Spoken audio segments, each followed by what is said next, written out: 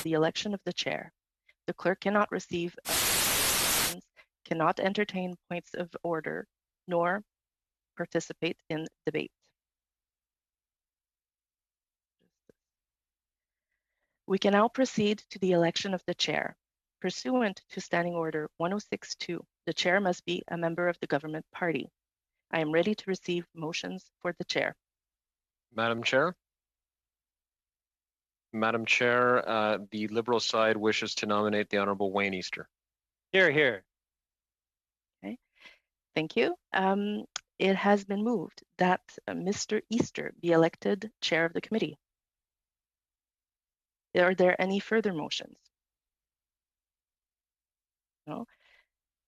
I declare Mr. Easter duly elected chair of the committee. You may take the chair. Here, here. Thank you. Here. Thank you, all. It should be interesting times going ahead, and so certainly thank you for your support.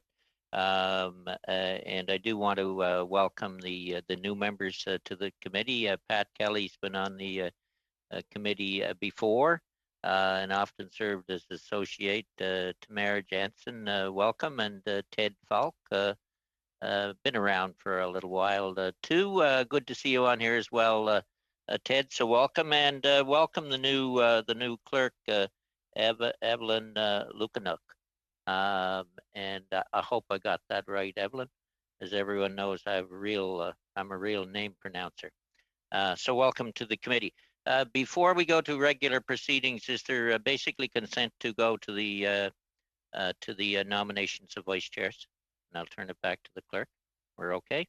Okay, Madam Clerk, back to you. All right, thank you. Pursuant to Standing Order 1062, the first vice chair must be a member of the official opposition. I am now prepared to receive motions for the first vice chair. I will nominate Pierre Poilievre as first vice chair. It has been moved by Mr. Kelly that Mr. Poilievre be elected first vice chair of the committee. Are there any further motions? Seeing none, I declare the motion carried and Mr. Poilievre elected vice chair of the committee.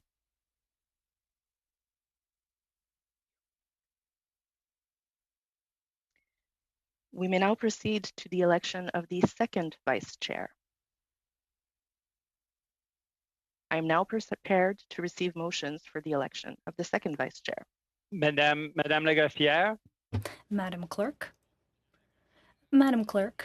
I would like to suggest Gabrielle Sainte-Marie as second vice chair of this committee. Il est proposé par Monsieur. It has been moved by Mr. Julian that Mr. Sainte-Marie be elected as second vice chair of the committee. Are there any further motions? Je déclare. The motion is carried. Mr. Sainte-Marie is now elected as second vice chair of the committee.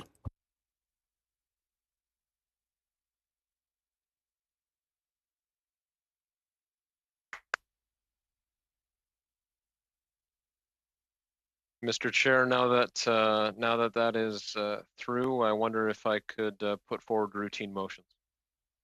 Yes, back to we're done with the vice chairs, Madam Clerk. We complete? Yes, we are done. Okay, thank you very much. Thank you very much, Madam Clerk. Okay, routine proceedings. Go ahead there, Peter. Thank you, Mr. Chair. Great to see colleagues again and looking forward to working with new colleagues along the way. First of all, analyst services. That the committee retain, as needed and at the discretion of the chair, the services of one or more analysts from the Library of Parliament to assist in its work. So moved. Any discussion? All those in favor? Okay, carried. Don't see any dissensions. Go ahead, Peter, or Mr. Fragascatis. Peter's fine too, Mr. Chair. The second routine motion to be introduced here is for the Subcommittee on Agenda and Procedure. says as follows, that the subcommittee on agenda and procedure be established and be composed of 5 members, the chair, 1 member from each party, and that the subcommittee work in a spirit of collaboration. So moved, regular routine motion. Any discussion? All those, Peter? Sorry, this is where Mr. Peter Julian. and Peter, this is where Peter and Mr. Peter Julian. doesn't work as well. We've been out of the formalities, so I'm calling enough. people by their first name. Mr. Julian. Just for further clarification, 1 member from each recognized party. Okay. I think that's probably a friendly amendment, Mr. Spregaskatis. If Mr. Julian wants to emphasize that the NDP is indeed still a recognized party, that's fine with me. Okay, we all agreed to that? Then all those in favor as with the friendly amendment? Carried. Mr. Fragaskatis. Thank you, Mr. Chair. This routine motion relates to meetings without a quorum. That the chair be authorized to hold meetings to receive evidence and to have that evidence printed when a quorum is not present, provided that at least 4 members are present, including 2 members of the opposition and 2 members of the government. But when traveling outside the parliamentary precinct, the meeting begin after 15 minutes, regardless of members present. Any discussion on that one? All those, you go ahead, Mr. Julian. I think if what Mr. Fragaskatos is saying is that in the case where we are traveling across the country for pre-budgetary hearings, that it start regardless, I would agree. I'm not sure I want to give a blanket ability outside the parliamentary precinct, but I believe what he's proposing is in the case of pre-budget hearings where it does make sense. So outside of the parliamentary precinct during pre-budgetary hearings, I would support that if he accepts it as a friendly amendment. A discussion there? No I'm discussion. not sure what I am not sure what other committees do in this regard, but anyway, we only travel for pre-budget anyway. You okay with that, Peter? You're basically saying, yeah. Mr. Julian, that when traveling outside the parliamentary precinct on pre-budget hearings, that the meetings begin. Is that what I'm hearing you say? Okay. We okay with that? Yeah, very much All in right. line with what we had in the previous session where we under the same routine motions for this committee, Mr. Chair. That's fine. Okay. All those in favor? Opposed? No opposition? Carried. Mr. Fragaskatis. Thank you, Chair. This relates to time for opening remarks and questioning of witnesses. That witnesses be given 5, which was previously 10, if we remember in the last session. The witnesses be given 5 minutes for their opening statement, that at the discretion of the chair, during questioning of witnesses, there be allocated 6 minutes for the first questioner of each party as follows. First round, Conservative Party, Liberal Party, Bloc Québécois, New Democratic Party. For the second and subsequent rounds, the order and time for questioning must be as follows, or be as follows, excuse me. Conservative Party, 5 minutes. Liberal Party, 5 minutes. Conservative Party, 5 minutes. Liberal Party, 5 minutes. Bloc Québécois, 2.5 minutes. And New Democratic Party, 2.5 minutes. Mr. Chair. I see Mr. Julian there first, and then we'll go to Mr. Julian, then Mr. Polyev, then Mr. St. Marie. Thanks, Mr. Chair, and I don't have any problem with the time allocation, but what Procedure and House Affairs has adopted and what committees are being urged to adopt is for the second round. The first round is fine. The second round would actually be Conservative Party 5, Liberal Party 5, Bloc 2.5 minutes, NDP 2.5 minutes, and then Conservative Party 5 and Liberal Party 5. So that would be the amendment that I would propose to Mr. Fragascatos. That's what Procedure and House Affairs adopted, and hopefully it'll be a friendly amendment. So just so I'm sure I got this this right, the first round is as is, 6 minutes. Second round, Conservatives first off 5, Liberals 5, Bloc 2.5, NDP 2.5, and then into the next round, starting Conservatives and Liberal 5 and 5. Yes. Okay. Okay, and okay, we'll leave it at that.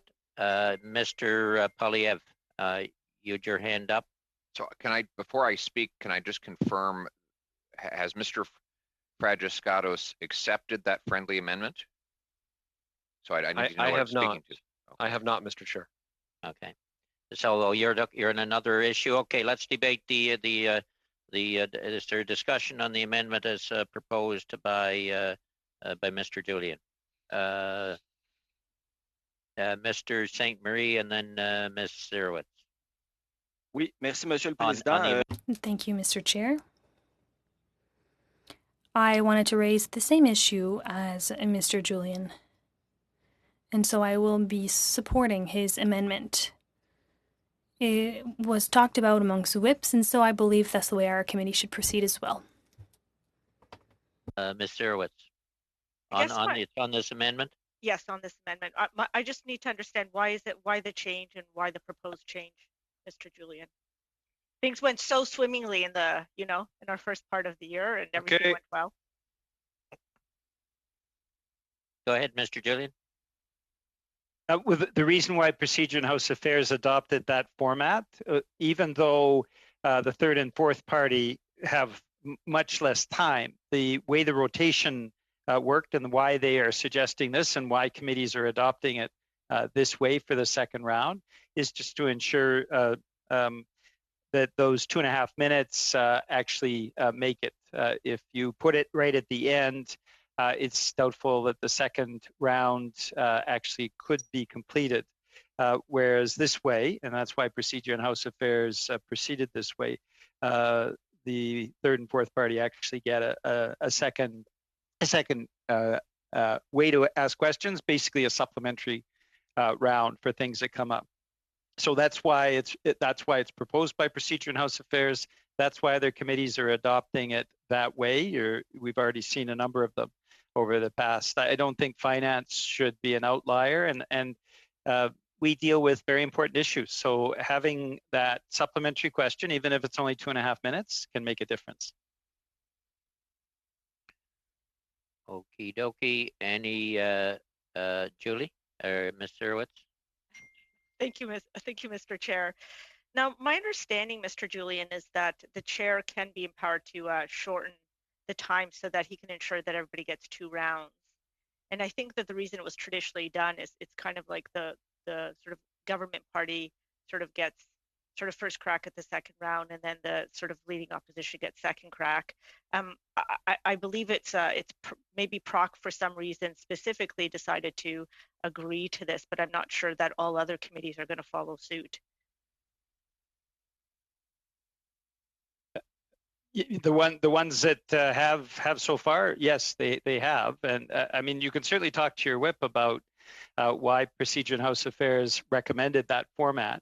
It came, I'm sure, through discussions, but I guess my point is this: that if Procedure and House Affairs is recommending it, all parties agreed to it for Procedure and House Affairs, and other committees are adopting it this way, why would Finance then put the third and fourth party possibly without the ability to ask any supplementary questions? In a minority parliament, all parties have to kind of work together, and that's why Procedure and House Affairs is strongly recommending the format that I've proposed.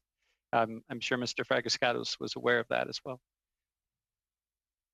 Mr. Chair, if I could, Go Mr. ahead. Julian, thank you, Mr. Chair. Mr. Julian has made it seem that endorsement from PROC was a unanimous one. It was not. And this is an independent committee. Committees are masters of their own destiny, as we all know.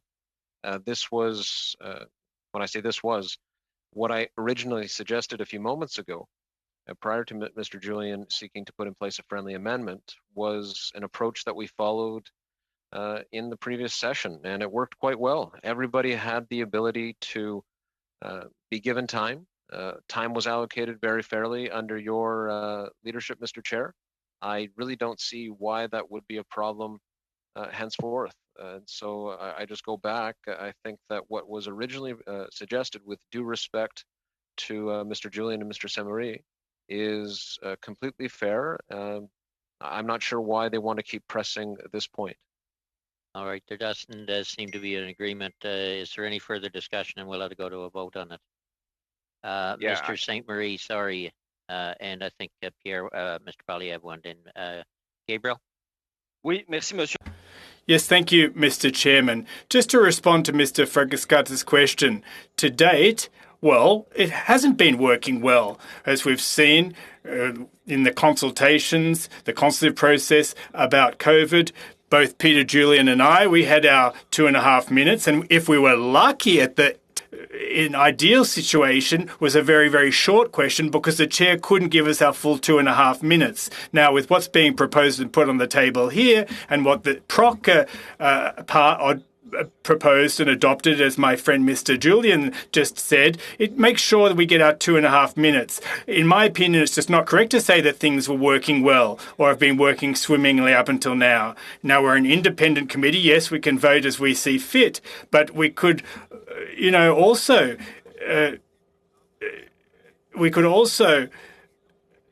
avoid a cumbersome process by doing this, in my opinion. Thank you. Okay, I do think unless I see agreement, we will have to go to it. Oh, sorry, Mr. Poilievre, go ahead. Yeah, so I gather the only difference here is that in the second round, the Bloc and the NDP would split 5 minutes in the middle of the, right smack in the middle of the round. Do I have that right? Yeah. That is effectively the only difference versus what we have right now. So under Mr. I just want to make sure we understand what we're voting on here. Under Mr. Fragaskatos' motion, the first round is 6 minutes for the Conservatives, the Liberals, the Bloc, and the NDP. The second round is 5 minutes for the Conservatives, 5 minutes for the Liberals, 5 minutes for the Conservatives, 5 minutes for the Liberals, and then third round is when the Bloc and NDP get their last opportunity to speak. Is that what Mr. Fragaskatos is proposing? Well, if I could come in here, that we go to then following that we're back into conservative liberal, and I believe when we've had time we brought in the NDP and Bloc. After that, it gets basically up to the chair. But the third round normally we're back to the regular order as in the first round, only with less. And often we split that down to 3 minutes instead of the 5, trying to get everybody in. Mr. Julian. Yeah, so thank you, Mr. Chair. The difference from Mr. Poilievre is between if we lose the 5 minutes, and we often do when we're doing our rounds, in the case of Mr. Fragaskatos' proposal, it would be the Bloc and the NDP that would lose their supplementary question. If we lose that 5 minutes, there's no possibility for 2 of the 3 opposition parties to ask supplementary questions.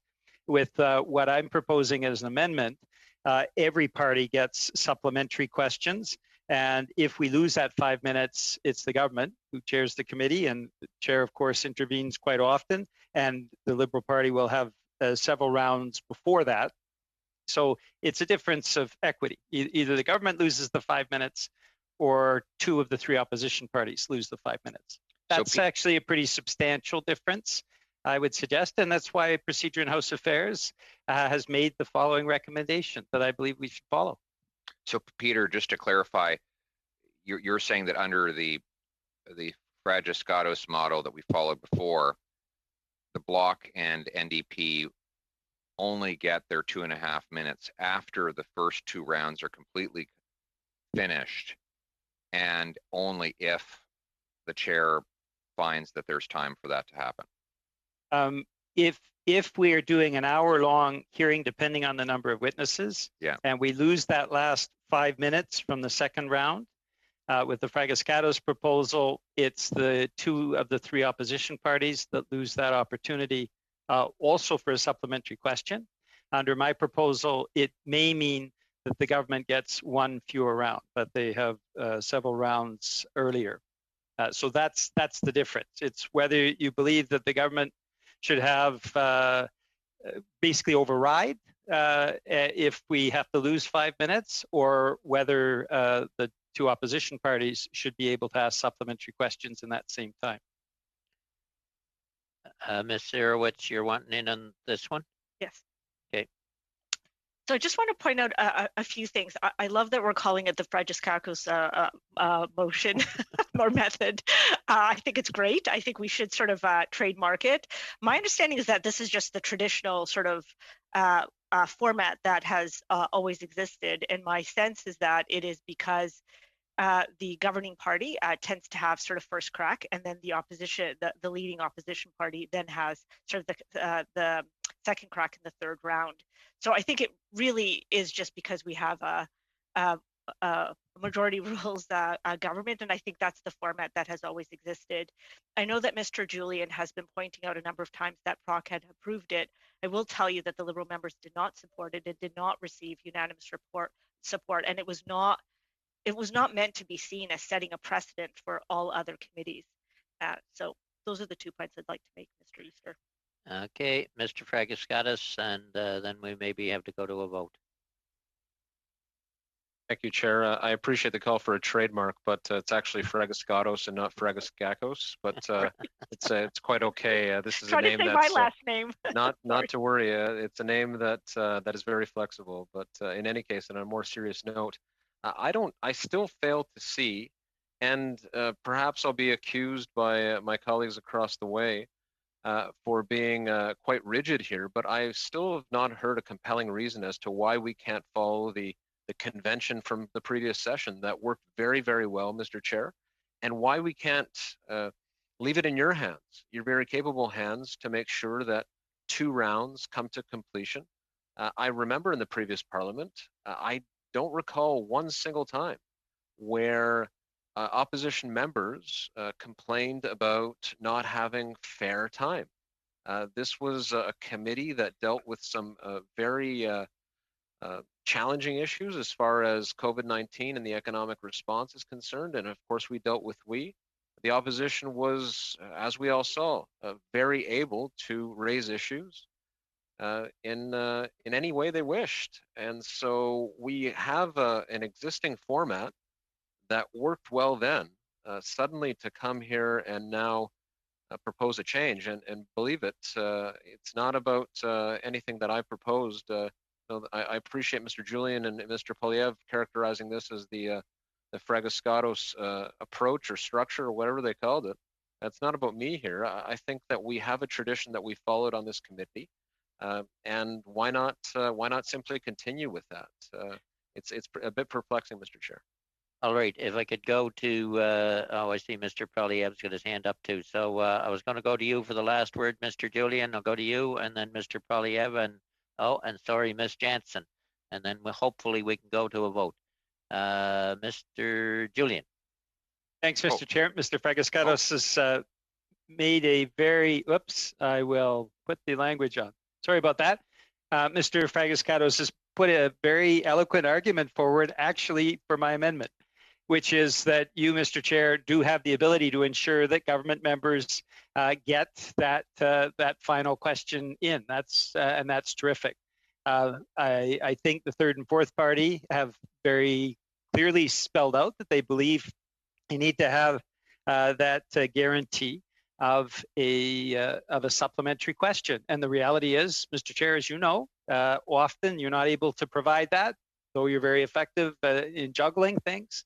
So if Mr. Fragascatos believes in what he just said, he should vote for my amendment, and then we can lock in what Procedure and House Affairs is recommending we do, and what other committees are doing as well, in the interest of fairness in a minority parliament.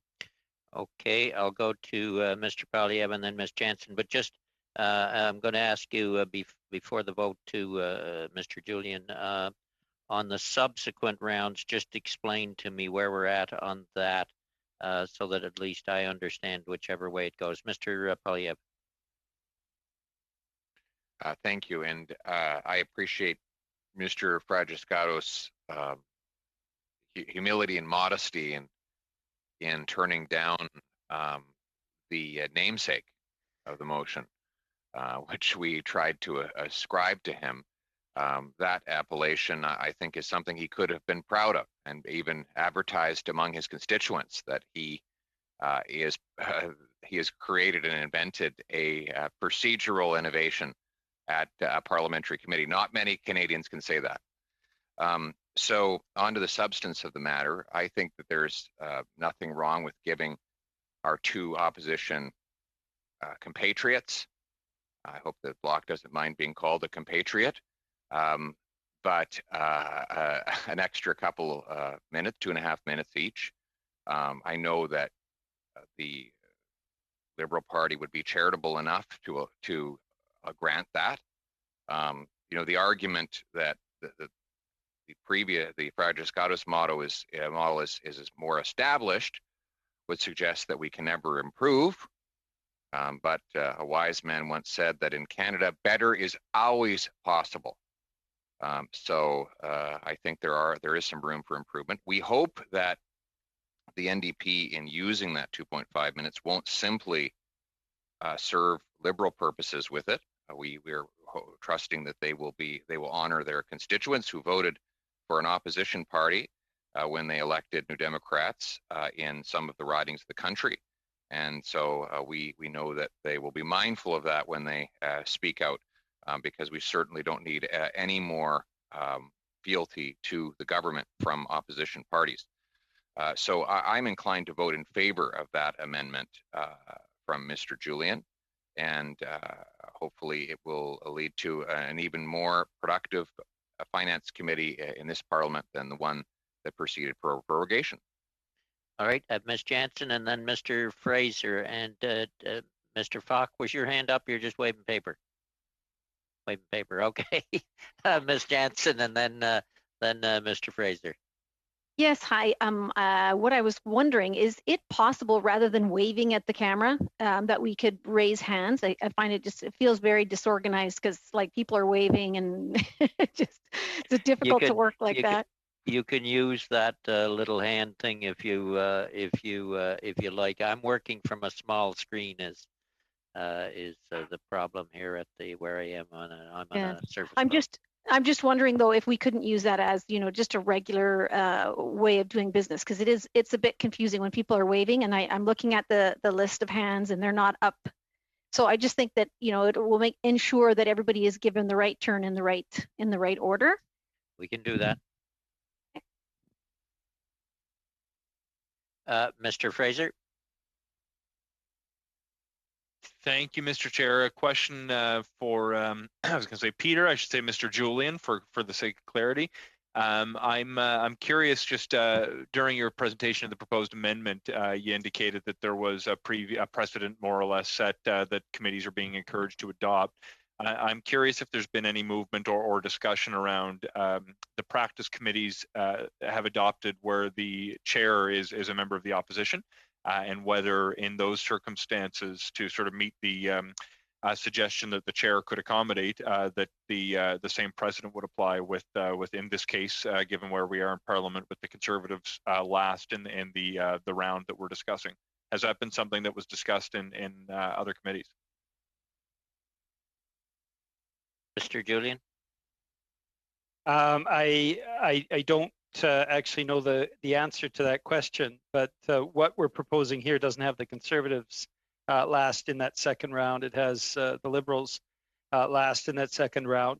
And then for subsequent rounds, it would be the same. I think Wayne was asking, the chair was asking that question earlier. So it would be the same for subsequent rounds. If we were going for a 2-hour session, it would be Conservative 5, Liberal 5, Bloc 2.5, NDP 2.5, Conservative 5, Liberal 5.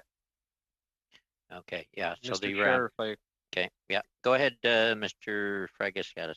sorry to interrupt, Mr. Chair. I'm still trying to figure out where the raise hand function is. I've used it a few times on Zoom, but that's why I interrupted there. I think that Mr. Fraser's question is a very relevant one. I'm not sure if Mr. Julian understood it with all due respect to him. He is talking about, that is Mr. Fraser was talking about, as I understood him, what happens in cases where the opposition holds the chair if, as in our case and in most committees' cases, a Liberal chair is in place. What Mr. Julian is calling for here, and one would assume in other committees, that the Liberals finish off questioning. Is he also calling for, in cases where the opposition is in chairmanship, that the opposition in the form of the Conservatives wrap up questioning there too?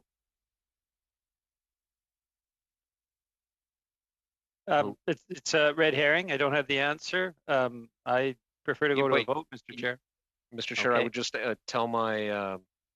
I would just remind my honourable colleague that he is helping to establish a bit of a precedent, and I'm not sure it's a precedent that he would be comfortable with entirely. Okay, we're ready for the vote. Can I call on you? Did I see you shaking your head, Ms. Jansen? Sorry, I do still see hands up. So where do you see hands up? If you push on participants, at the bottom of the thing, then it'll give you all the names on the side, and then you'll see all the hands up, and then that'll show up for you in order. All right. Okay. Thank you. Mr. Chair, I had my hand up, and I will just, I don't want to debate this too much further, but Mr. Julian's point is correct. It's a red herring in terms of us setting a precedent for an opposition chaired committee. That'll be a question for opposition chaired committees to determine. And I also agree with Ms. Jansen that just for order on this to monitor the participants' hands up would be an orderly way to keep a speakers list. Okay, all righty. Yeah, okay. Are we ready for the question then? All right, Madam Clerk, if we could turn to you. On the amendment. On the amendment, yes, on the amendment. Okay, so I will now proceed to the taking of the recorded division on the amendment from Mr. Julian. Mr. Fraser. Ding. Against. Against. Ms. Gerald Rich.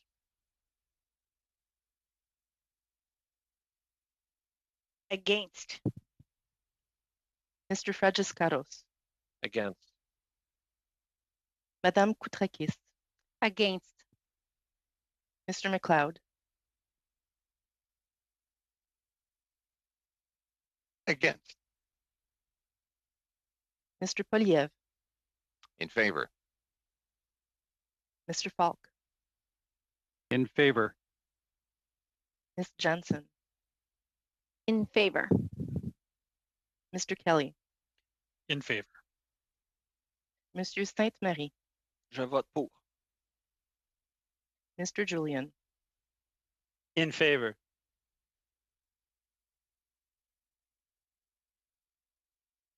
Mr. Chair, 6 yeas, 5 nays. Okay, I think you've, yes, okay, the amendment is carried. And can you guys see me? I can't see you. I was fooling around with this raise hand people that thing that Ms. Jansen brought up, and now I lost you. Yes, we can see you, sir. Okay. All right. I just can't see anybody else. Or just one more thing. You do also have to take your hand down when you're done. Okay. All right. I'll have to see if I can get back on here again, Ms. Jensen. There we go. We're back to normal. Okay. So then that the next motion, then that will be the new order. Mr. Fragaskatis. Yeah, on to the fifth routine or proposed routine motion here, Mr. Chair, which is on document distribution. That the clerk of the committee be authorized to distribute documents to members of the committee only when the documents are available in both official languages, and that witnesses be advised accordingly. All those in favor? Opposed? Carried. To you. Thank you, Chair. The next routine motion is on working meals. Point of order. Did we vote on the original motion as amended? Oh God, no, we didn't. We'd better do that. Sorry. Thank you, Julie. Then we'll go back a step and vote on the original motion as amended. All those in favor? Opposed? Carried as amended. Okay, working meals. Thank you, Chair. That the clerk of the committee be authorized to make the necessary arrangements to provide working meals for the committee and its subcommittees. Any discussion? All those in favor? Opposed? Carried. Travel accommodations. Thank you, Chair. That, if requested, reasonable travel accommodation, and living expenses be reimbursed to witnesses not exceeding 2 representatives per organization, provided that, in exceptional circumstances, payment for more representatives be made at the discretion of the chair. Any discussion?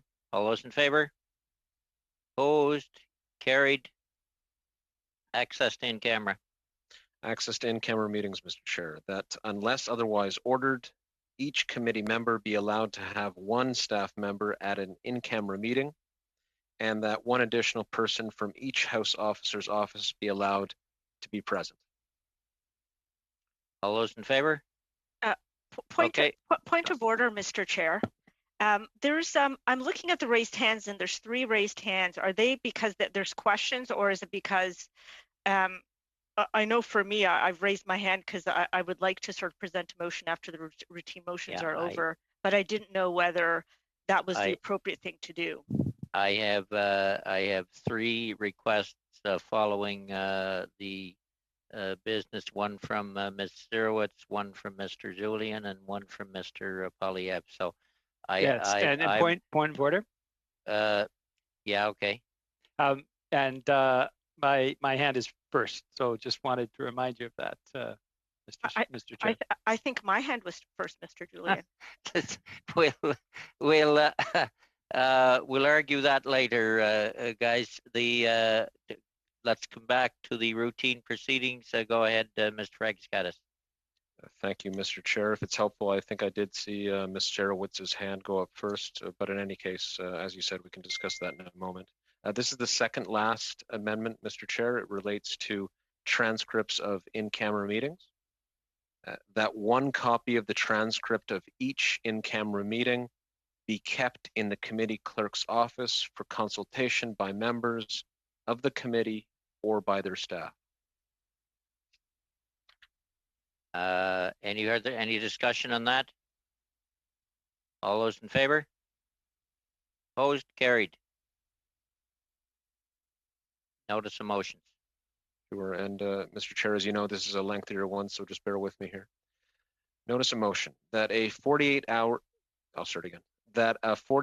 notice interpreted as 2 nights shall be required for any substantive motion to be considered by the committee unless the substantive motion relates directly to business then under consideration, provided that 1, the notice be filled with the clerk of the committee no later than 4 p.m. Eastern Time from Monday to Friday. That 2, the motion be distributed to members in both official languages by the clerk on the same day the said notice was transmitted, if it was received no later than the deadline hour. And that 3, Notices received after the deadline hour or on non-business days be deemed to have been received during the next business day, and that when the committee is traveling on official business, no substantive motions may be moved.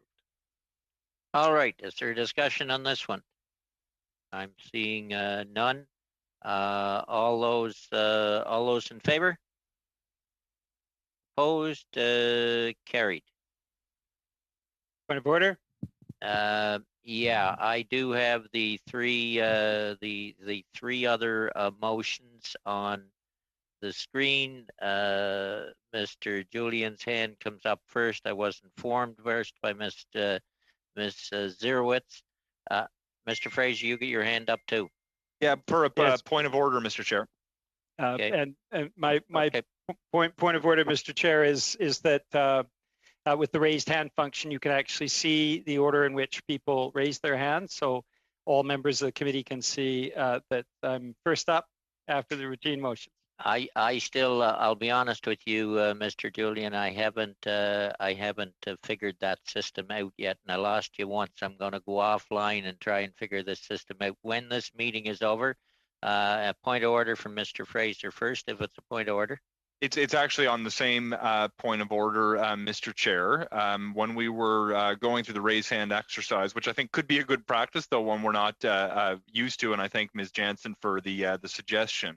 I had used the raise hand function myself to make a previous comment when I posed a question to Mr. Julian.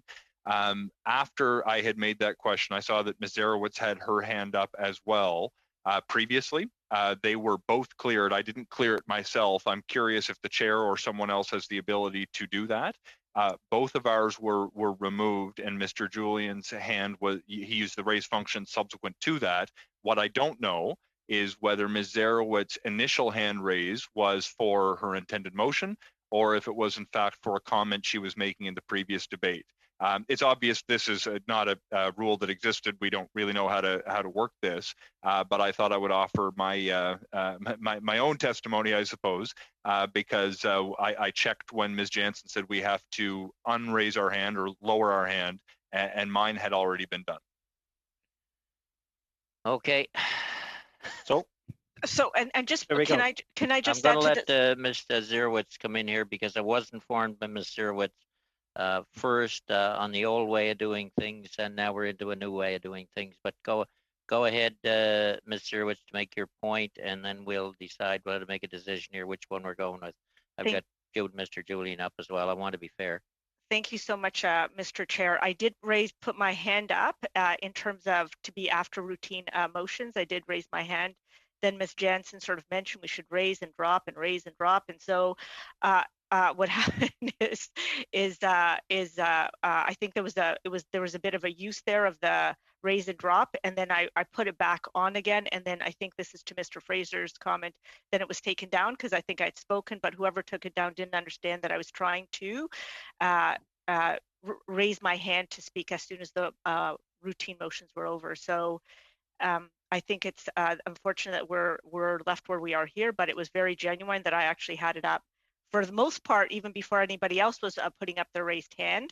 And then it was eliminated, I think, when we were going into the raised hand and dropping hand, and then mine was eliminated. And then once I noticed it was eliminated, I put it back up right away. So I've been there from the beginning. Well, maybe if we, I really see no reason why we can't deal with all three. We've got committee time till what time, Madam Clerk? The notice of meeting per se says 5:30. Okay. But point of order, Mr. Chair. Yeah. Go ahead. Thank you, Mr. Chair. You know, we're talking about the raised hand function, which, as far as the efficiency of meetings is concerned, could prove to be a very valuable tool. However, where in the standing orders, where in the very good text that all members of Parliament are assigned when they become MPs on the chapter and committees, does it say anything about the Zoom raised hand function? That sentence has never been spoken in committee before, Mr. Chair, which proves the point that we can't make rules on the fly, as Mr. Julian is trying to do. Point of order. Yeah, Point of order. Point of order, Mr. Polyev. I'll hear you, but can we get to the first motion as quick as possible, and then maybe we can deal with all three, is where I'm trying to go to, Mr. Polyev. Yes, I'm sure that our constituents would be very proud to see us dealing with this important matter of state. I'm reminded that the definition of a committee is a group of people who by themselves can do nothing, and together agree that nothing can be done. Thank you. I don't believe that was a point of order. I am going to go to Ms. Zerwitz first, then Mr. Julian, then Mr. Polyev. Ms. Zerwitz. Thank you so much, Mr. Chair. I'd like to present a motion on pre-budget consultations. As Mr. Polyev said, that those that are probably witnessing us today will probably find that this is a very important motion for us to be presenting. So it goes as follows, and I believe that I do have it translated in both languages, and my staff should be sending this over to the clerk as we speak. And I'm happy to read it in French as well, parce que je pratique mon français. Et je peux... I'm practicing my French, and I can read the motion in both languages if you wish. Pursuant to its mandate under Standing Order 83.1, the Standing Committee on Finance begins the pre-budget consultations 2021 on Tuesday, October 13, 2020, and that A, the Deputy Prime Minister and department officials appear before the committee. B, the evidence and documentation received by the committee during the first session of the 43rd Parliament on pre-budget consultations be taken into consideration by the committee in the current session. C, the committee allows witnesses to change their testimony if they feel so obliged based on the rapidly evolving situation around COVID-19. D, each party submit a parliamentary witness list no later than 6 p.m. on Wednesday, October 14, 2020. E, each party submit a final witness list no later than 6 p.m. on Friday, October 16, 2020. And F, the committee requests permission from the House to table its report on pre-budget consultations no later than Tuesday, December the 8th. Point of privilege, Mr. Speaker, Mr. Chair, point of privilege. I don't, what's your, there is no point of privilege, but go ahead. Well, there's a point of privilege, and I did give notice to your office that I would be raising one. Okay.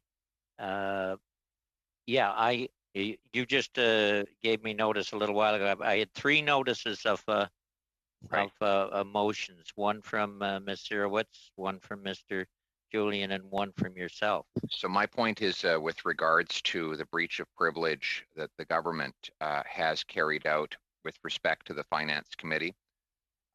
Finance Committee, and I do have the floor, and this is in order, and the Speaker who has referred this matter back to the Finance Committee for it to be dealt with here. So this is the proper forum, and the privilege is the proper point under which it should be raised. So it is a point of privilege, and that does grant me the floor to raise it. So point of order. Proceed. I think I will point proceed. of order. Actually, I points think of privilege. Points of privilege do take precedence over points of order. They do take precedence, Ms.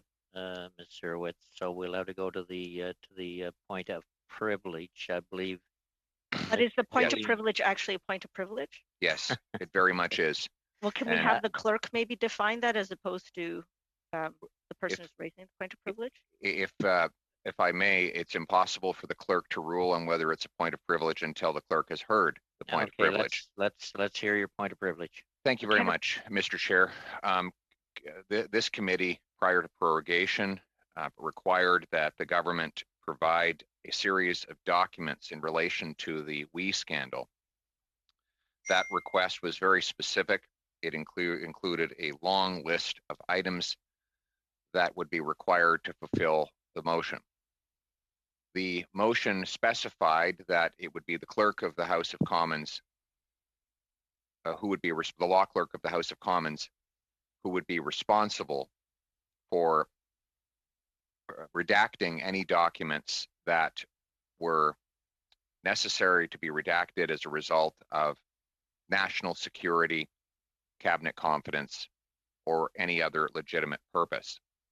As you can appreciate, members of the committee, Mr. Chair, were extremely disappointed and shocked to see that the documents submitted to the law clerk of the House of Commons were pre-redacted, that members of the government had covered up hundreds of sentences and at least dozens of pages through redactions amounting to black ink on page after page after page. The Prime Minister promptly prorogued Parliament before this matter could be addressed before this committee, preventing me from bringing this motion then. Thus, I am bringing it forward now. The member for Leeds, Grenville, Thousand Islands, Michael Barrett, raised a point of privilege on the floor of the House of Commons in respect of this matter. The Speaker responded by saying that the matter had to be raised at the aggrieved committee, which is this one. And so this represents a breach of the privileges of parliamentarians to receive any and all documents the committee requests. Parliamentary privilege is absolute. The government does not have the right in our system to withhold information that Parliament has requested. And I note that the original request was extremely generous towards the government in that it provided a mechanism for the law clerk, who is bound by solicitor-client privilege, to remove any or redact any informations that would violate the government's right to cabinet confidence, to protection of national security, to commercial sensitivity, and personal privacy. We have a respected legal team. We have what simply put is a lawyer for the House of Commons whose job it was to carry out that work. The law clerk has informed the House that the office of the clerk was prevented from doing that job by the government's decision to do the redactions before the documents were ever handed over. And so, as remedy, I have a motion that I wish to introduce into the record for committee members to vote upon, and let me begin reading it. That the chair be instructed to present the following report to the House forthwith, provided that dissenting or supplementary opinions. Before you go, Mr. Polyev, before you go to your motion, I want to have this straight, because if it's a point of privilege, I have to allow it and go to the motion. But your point of privilege, if I understand what you said, is that you're saying that the request that the Finance Committee made for documentation in the last Parliament was not abided by as we requested be abided by. Is that what your point of privilege is? And thus the privilege of committee, which is a privilege of Parliament, was breached. The government has breached the privileges of committee, committee being a creature of Parliament, and thereby breached the privileges of parliamentarians.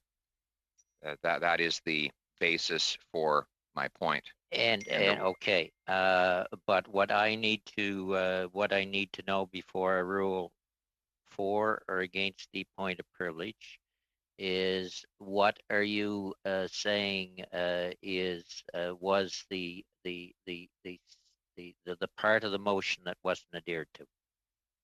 As I understand. Okay, go ahead.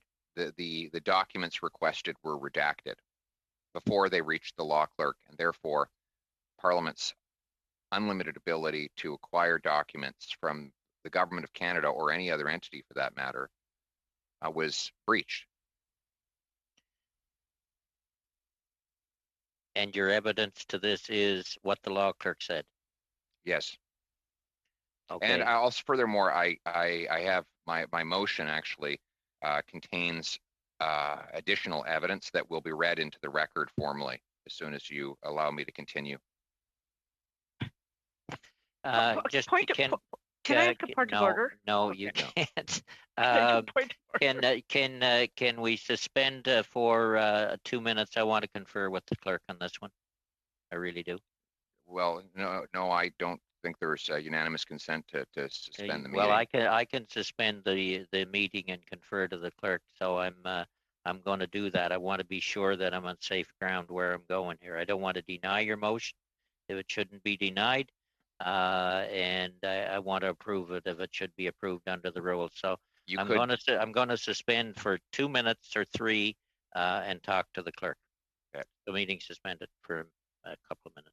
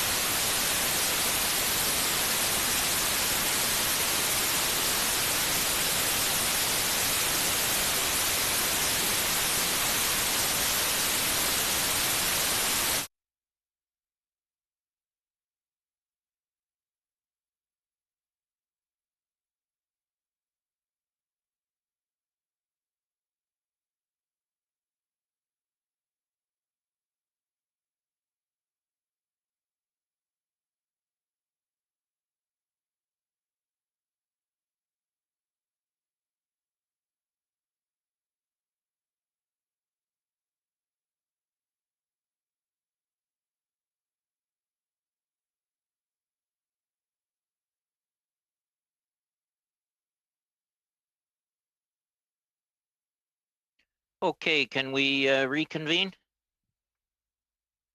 Yes. We get everybody up here. All right, I will allow the motion. Go ahead.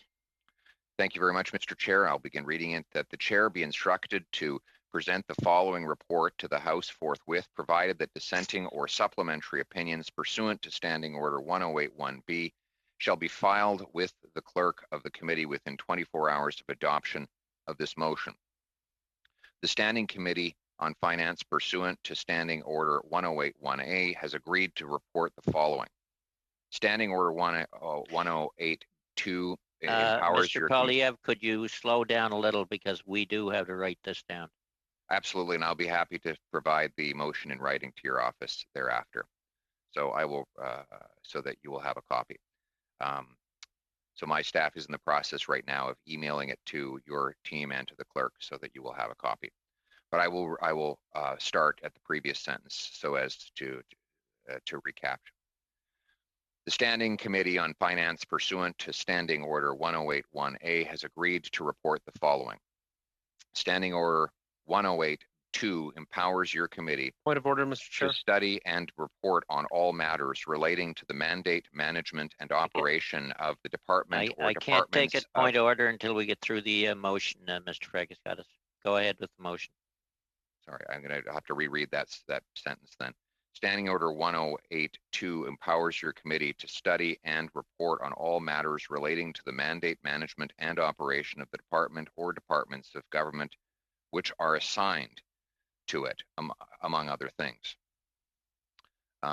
Additionally, on May 26, 2020, the House adopted an order of reference permitting your committee to meet virtually to consider matters, quote, related to the COVID-19 pandemic and other matters, end quote, and empowering it, quote, in relation to its study of matters related to the COVID-19 pandemic, end quote, to, quote, receive evidence which may otherwise exceed the committee's mandate under Standing Order 108, end quote. Le 7 juillet 2020, votre... On July 7th, 2020, the committee met virtually and adopted the following motion. That, pursuant to Order 1081A of the Standing Order, that the committee studies every contract made with we and me to we, all notes, summaries, service notes, and emails from public servants are sent to all ministers concerning the creation of the Canadian Student Grant and all written correspondence and all other correspondence with we and me to we as of March 2020, that all these documents be sent to the committee at the latest August 8th, 2020, that confidence questions and national security concerns be excluded from this request, and that all necessary redacting, including to protect Canadians' privacy and permanent residents' privacies whose names and personal information could be included in the document, as well as public servants who aided in this issue, be redacted by the Law Clerk's Office and the House of Commons Secured Counselor. Government departments provided the clerk of your committee with documents in response to the order for document production. These documents were, in accordance with the order, referred to the Office of the Law Clerk and the Parliamentary Council for review and redaction. On August 18th, 2020, the documents were released to members of your committee. The Law Clerk and Parliamentary Council also wrote to the clerk of your committee stating, in part, the letters, and I'm quoting here, the letters and documents indicate the departments had also made redactions to protect personal information in accordance with the Privacy Act, to protect third-party information and information on the vulnerability of their computer and communication systems and methods employed to protect their systems. These latter grounds for exemption from disclosure are contained in the Access to Information Act. Upon reception of the documents, August 9th, 2020, you provided them to my office so that we could make the necessary redactions to protect the privacy of Canadian citizens and permanent residents, as well as public servants, as contemplated by the production order. However, as mentioned above, the documents had already been redacted by the department to protect personal information on other grounds. As my office has not been given the opportunity to see the unredacted documents, we are not able to confirm whether those redactions are consistent with the order of the committee. It goes on. As mentioned above, the departments made certain redactions to the documents on grounds that were not contemplated in the order of the committee. We note that the House's and the committee's power to order the production of records is absolute and unfettered, as it constitutes a constitutional parliamentary privilege that supersedes statutory obligations, such as exemptions found in the Access to Information Act.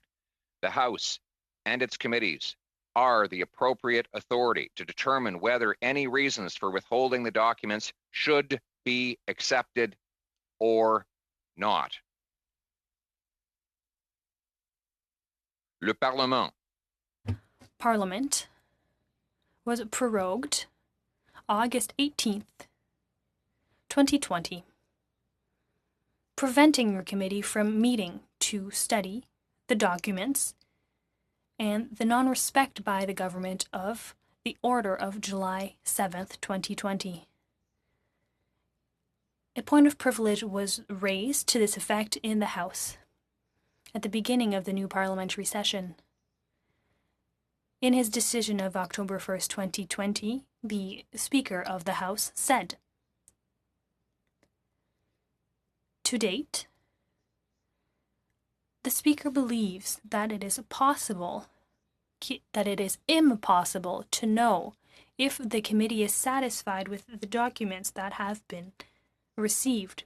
The new session is now in effect, and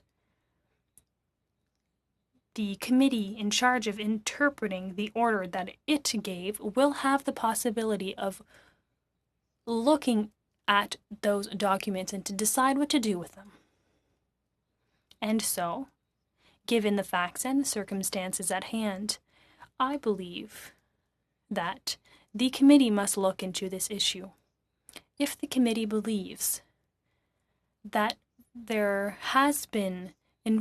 privilege has been infringed upon, or if they have any other concerns pertaining to this issue, the committee will be able to present a report to the House." October 8th, 2020, organizational meeting.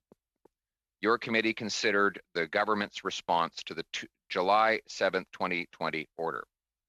Your committee has concluded that the government's response failed to comply with the order and, accordingly, wishes to draw the attention of the House to what appears to be a breach of its privileges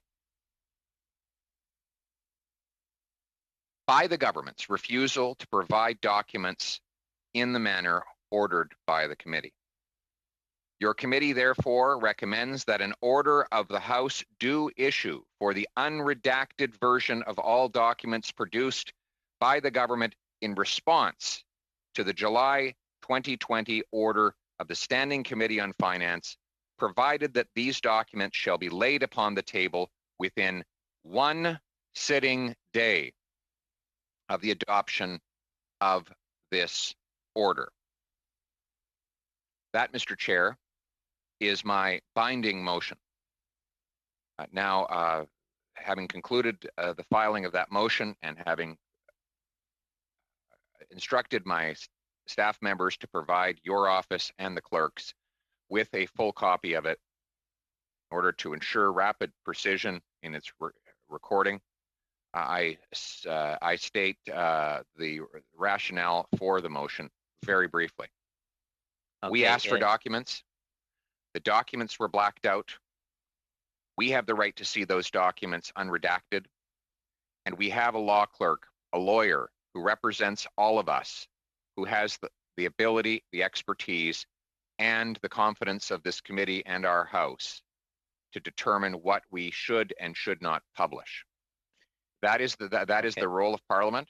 My motion is now before the committee. Yeah, I look forward to us going to an immediate vote on it. I have to go back to a point of order by Mr. Fragaskatis, and then I've got just a clarification I want myself from you on your motion. Mr. Fragaskatis, you had a point of order. I had to wait till Mr.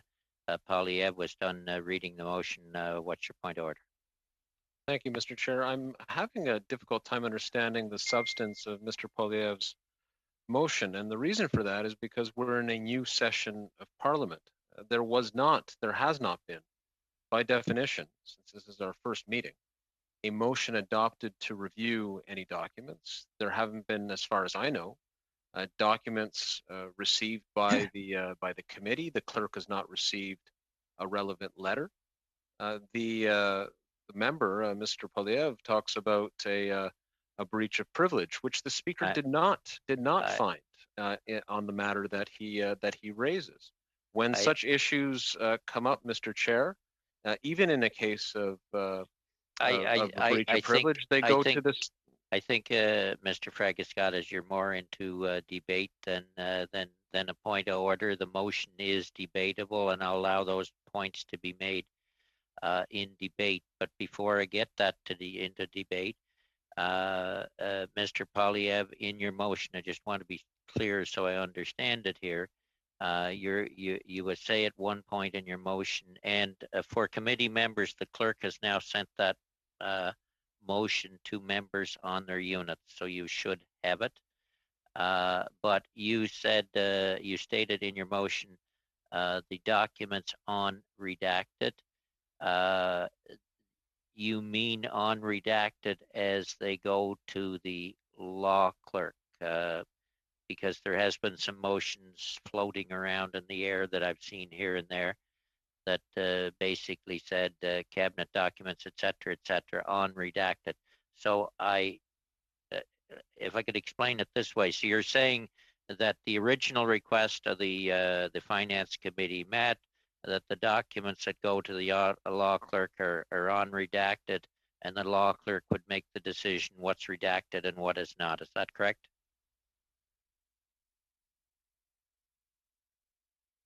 I will quote directly from my motion so that you don't rely on a secondary interpretation of it. It says in the final paragraph, your committee therefore recommends that an order of the House do issue for the unredacted version of all documents produced by the government in response to the July 7th, 2020 order of the Standing Committee on Finance, provided that these documents shall be laid upon the table within one sitting day of the adoption of this order. So the committee, with the possession of these documents, the committee then can have the clerk remove any information that would violate personal privacy or national security, though I suspect that there is no such information, and then the rest can be made public. Okay, the motion is debatable, and could you raise your hands, because I still haven't figured out this hand thing. My apologies for that. I have Mr. Fragaskatis first, Mr. Julian second, and we'll go from there. Ms. Zerowitz third. Mr. Fragaskatis. Thank you very much, Mr. Chair. The motion makes reference to the Speaker's ruling on October 1st, but it neglects to mention the part of the ruling that says as follows: the chair cannot find that there is a prima facie question of privilege. And so that, I think, is a very relevant point, in addition to everything that I raised earlier, which then there was a bit of commotion there, so I'll repeat again. We are in a new session of Parliament, Mr. Chair. A motion has not been adopted to review documents. The committee has not received relevant documents. The clerk has not received any relevant letter. And I would also remind the member, who's an experienced member, that these matters, as we know from the guidebook on parliamentary procedure, specifically relating to the conduct of committees, are issues to be taken up by the Standing Committee of procedure, the PROC committee. And so I think that that's a highly relevant point. I point my honorable colleague to a relevant section in the chapter on committees that's and also relating to questions of privilege that says as follows: if the speaker finds that there is a prima facie breach of privilege, again, he did not find it in this case, but the text is making a general point. If the speaker finds there is a prima facie breach of privilege, the member raising the question of privilege is asked to move a motion which is debatable, usually requesting that the matter be examined by the Standing Committee on Procedure and House Affairs. That is the convention, Mr. Chair. So Mr. Polyev wants to bring these matters to the Finance Committee. Again, I made this point many weeks ago when we were meeting in the previous session. Canadians are deeply anxious right now about COVID-19 and its economic impact. I think that that's where our focus ought to be. We are, again today, embroiled in a debate over documents, over technical matters. I'm not dismissing the substance of those. As I put on the record many times during the hearings that we had, I thought serious questions had to be asked of the government. I asked, along with other Liberal colleagues, very serious questions of the government. We did not hide from that responsibility or shirk that responsibility. But I worry that here again, too, we have given in or could be giving in to a tendency to look at matters that are not specifically relevant to the Committee on Finance. We need to begin to think about the pre-budget deliberations that are going to or ought to seize this committee. In fact, that is a responsibility of the committee if we follow the standing orders.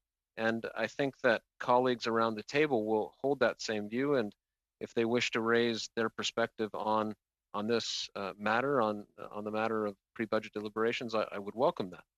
It would be great to get that on the record. I think it's a very relevant point. I know that there have been a number of a number of stakeholder organizations, that have expressed a deep interest in letting this committee know about where the country ought to go, where the federal government should go, what advice this particular committee should provide to the government on economic matters going forward. So for all these reasons, Mr. Chair, I have a tough time understanding the special relevance of the motion introduced by my honorable colleague. He knows conventions very well, and would have been, I think, more instructive and appropriate for him to raise these matters, or a Conservative member rather, to raise these matters in the PROC committee. But I'll leave it there for now, Mr. Chair. I'm glad I had the chance to put my views on the record. Okay, I have, and I will find the hand function before the next meeting, Ms. Jansen. I have on my list Mr. Fragascata spoke, then I have Mr. Julian, then I have Ms. Zerowitz, then I have Mr. Kelly, and then I have Ms. Jansen. Do I have any others want? Mr. Fraser, any others want in? And then we'll come back, and Annie, Ms. Kotrakis, and Mr. Polyev, hopefully to wrap it up, and then we'll go to a vote. So Mr. Julian. Thank you, Mr. Chair. I appreciate being recognized. I will start off by giving you a notice of motion, giving the committee notice of motion. And the notice of motion then is for a subsequent committee meeting. That in light of troubling allegations of misuse of public funds by the government during the COVID-19 pandemic in Canada, the House appoint a special committee with the mandate to conduct hearings to examine and review all aspects of the government spending in response to the pandemic, including but not limited to Canada Student Service Grant, the Canada Emergency Commercial Rent Assistance Program, and the procurement of personal protective equipment. A, that the committee be composed of 11 members, Mr. Julian, of which 5 shall be government members. Mr. Julian, we're in a debate on the motion that is before us. Yes, and it is absolutely in order to read a notice of motion, Mr. Speaker, Mr. Chair, as you know. So I'll just complete that, and then I will speak to the motion. Okay, but your motion, your points you're raising by your motion relates to the subject we're on. No, well, yes, it's a notice. It is a notice of motion that relates to this debate you're on, and your basically suggestion that whatever, and yours is better. Okay, let's hear it. That the committee be composed of 11 members, of which 5 shall be government members, 4 shall be from the official opposition, 1 shall be from the Bloc Québécois, and 1 from the New Democratic Party. B, that changes in the membership of the committee shall be effective immediately after notification by the whip has been filed with the clerk of the House. C, that membership substitutions be permitted if required in the manner provided for in Standing Order 114.2. D, that the members shall be named by their respective whip by depositing with the clerk of the House the list of their members to serve on the committee no later than November 15th, 2020. E, that the clerk of the House shall convene an organizing meeting of the said committee for no later than November 20th, 2020. F, that the committee be chaired by a member of the official opposition. G, that notwithstanding Standing Order 106.2, in addition to the chair, there shall be 1 vice chair from the government, 1 vice chair from the Bloc Québécois, and 1 vice chair from the New Democratic Party. H, that quorum of the committee be provided for in Standing Order 118, and that the chair be authorized to hold meetings to receive evidence and to have that evidence printed when a quorum is not present, provided that at least 4 members are present, including 1 member of the opposition and 1 member of the government. I, that the committee be granted all of the powers of a standing committee as provided in the standing orders. J, that the committee have the power to authorize video and audio broadcasting of any or all of its proceedings. K, that the Prime Minister, the Deputy Prime Minister, the Minister of Health, and other ministers and senior officials be ordered to appear as witnesses from time to time as the committee sees fit. And finally, L, and that the committee report no later than February 15th, 2021. Mr. Speaker, on the point of privilege, it is very clear the direction we've received from the Speaker. He stated on October 1st that the committee, this committee, the Finance Committee, which has control over the interpretation of its order, has an opportunity to examine the documents and decide what to do with them. This is a perfectly, as you've stated, it is in order, and this motion of privilege I'll be supporting. Okay, then I will, Ms. Zerowitz next, then Mr. Kelly. Ms. Zerowitz, on this motion. Yeah, and just so that I'm clear, we're debating a motion read after point of privilege after I introduced a motion. So I feel like we're like several levels down. The motion relates to the point of privilege. Yeah. So we're obligated to, when a member makes a point of privilege, if the point of privilege is allowed, he or she is allowed to move a motion related to that point of privilege. Once this is out of the way, we go back to your motion. But we will have to make a decision on the motion that relates to the point of privilege. So on Mr. Poilievre's motion related to the point of privilege, so you're on. Yes, thank you so much, Mr. Chair. So I do want to also reiterate that we have prorogued. We have just reconstituted our committee today, and as you as chair, and we have vice chairs. And so my understanding is us as a new committee, our finance committee has not accepted the documents that were indicated by Mr. Poilievre, and so I don't think that there is any question of privilege that should be considered at this point. I do want to indicate that there was a substantial amount of time that was allocated to looking at the CSSG and the WE situation, and it was important for us to do so. It was important for us to make sure that we validated whether there was any money that was misspent or wasted, and we had confirmed and proven that that was not the case. We have also eliminated a number of the myths that were promoted by the opposition throughout the summer, which was that the Liberals were giving money to their friends. That was completely not true. that the Prime Minister or the ministers had picked we intentionally. That was not true, and confirmed by a number of our very senior leaders and bureaucrats within the government. There is a number of other things that we had completely dispelled throughout the many hours that we actually looked at this particular motion. So I don't know why the opposition would want to sort of bring this back onto the table. I agree with my colleague, Mr. Fragiskatos. I want to make sure that I'm saying it more correctly as we move forward, that we have an obligation as Finance Committee to be hearing from stakeholders on pre-budget consultations. I don't know why this would not be the absolute #1 priority for all of my colleagues in opposition on this committee. They have, my understanding is that there are almost 800 submissions that have been made. My understanding is it is historic in terms of the submissions made. There's many people who are very anxious to present to our committee. And I know many of them have called our offices.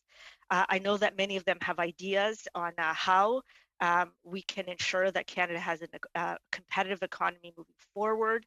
As we come out of this pandemic, they have ideas on how we can attract foreign direct investment, how we can accelerate growth, how we can invest in productivity enhancing capital, many ideas. And I know they want to make sure that, you know, after they've heard from about the speech from the throne, after they've heard about our vision and our direction and what our goals are moving forward, I know that there's a number of specifics that they want to be able to provide to us in terms of information, in terms of things that they think we might have missed, and sort of their ideas on how we can implement the commitments that we've outlined in the speech from the throne. So, Mr. Chair, I truly believe that that is where we should be focusing our attention. I'm very disappointed with our opposition members that this is not where they want to be focused on. We also know that there are many industries that are disproportionately impacted by the COVID pandemic. We need to hear from them. While I'm hopeful that our government has plans underway to help them in the interim, I do think we need to hear from them on how we can help them pivot after this pandemic. I think we also know that there are a number of industries that are in transition, we heard an announcement by Premier Kenny just over the last week about new industries that Alberta wants to be transitioning into. I think that there's many who want to relate us the kind of support that they'd be looking for and they need in the transition. You know, the world is changing. We will have changed after this pandemic. And so we all want to be getting the very best ideas and providing the platform that's needed so that we can hear back from stakeholders and whether it's our industries, our companies, our nonprofits, how is it that we can get Canadians and Canada back on track to succeed in a more sustainable and equitable way. I think anyways, I think what I'll do, Mr. Chair, is I'll probably end there, just because there'll be other opportunities probably to come in. Mr. Kelly, followed by Ms. Jansen. Well, thank you, Mr. Chair, and both of the interventions we've had from the governing party members have really not addressed the question of privilege that Mr. Poilievre raised. Both spoke at length about the necessity of this committee dealing with COVID response measures, for example.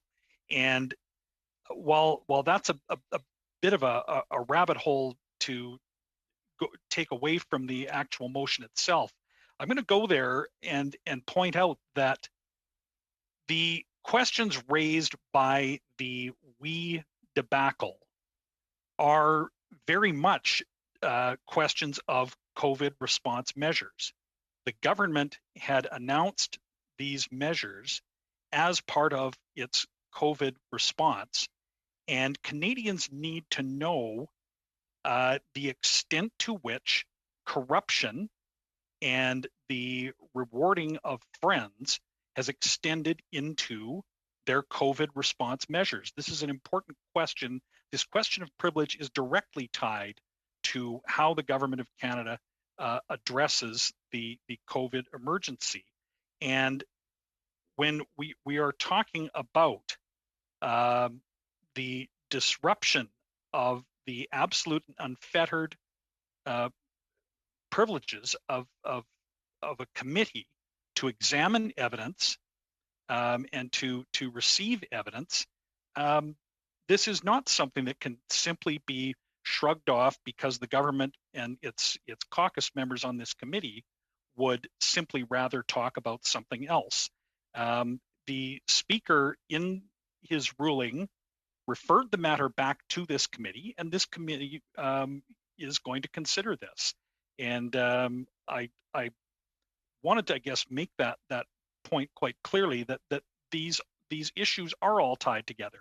And for Canadians that want and need their government to look at the emergency response measures, the manner in which money is put out and the lengths to which the government would go to deny a committee evidence that it needs to examine this matter cannot just simply be shrugged off. And this committee is an appropriate place to have this discussion. So with that, I will yield the floor. Okay, Ms. Jansen, followed by Ms. I'll give you my complete list in case I've missed some. Ms. Jansen, Mr. Fraser, Ms. Kotrakis, Mr. Polyev, and Mr. St. Marie. Is there anyone else? Okay, Ms. Jansen and Mr. Falk. Ms. Jansen, floor is yours. Yes, coming from the Health Committee, I want to give a little bit of an example. We had a very similar situation happen there. I know Ms. Dertzwitz is wondering why. Why would we be doing this? Well, because the Liberals had started making it a norm to hide information. They did the exact same thing. They redacted before it went to the law clerk. And we're in the middle of a pandemic and we want Canadians to trust us. Well, if we want Canadians to trust us, then we need to be transparent with our information. And I know that Mr. Trudeau is very, very, consistently says he wants to be transparent.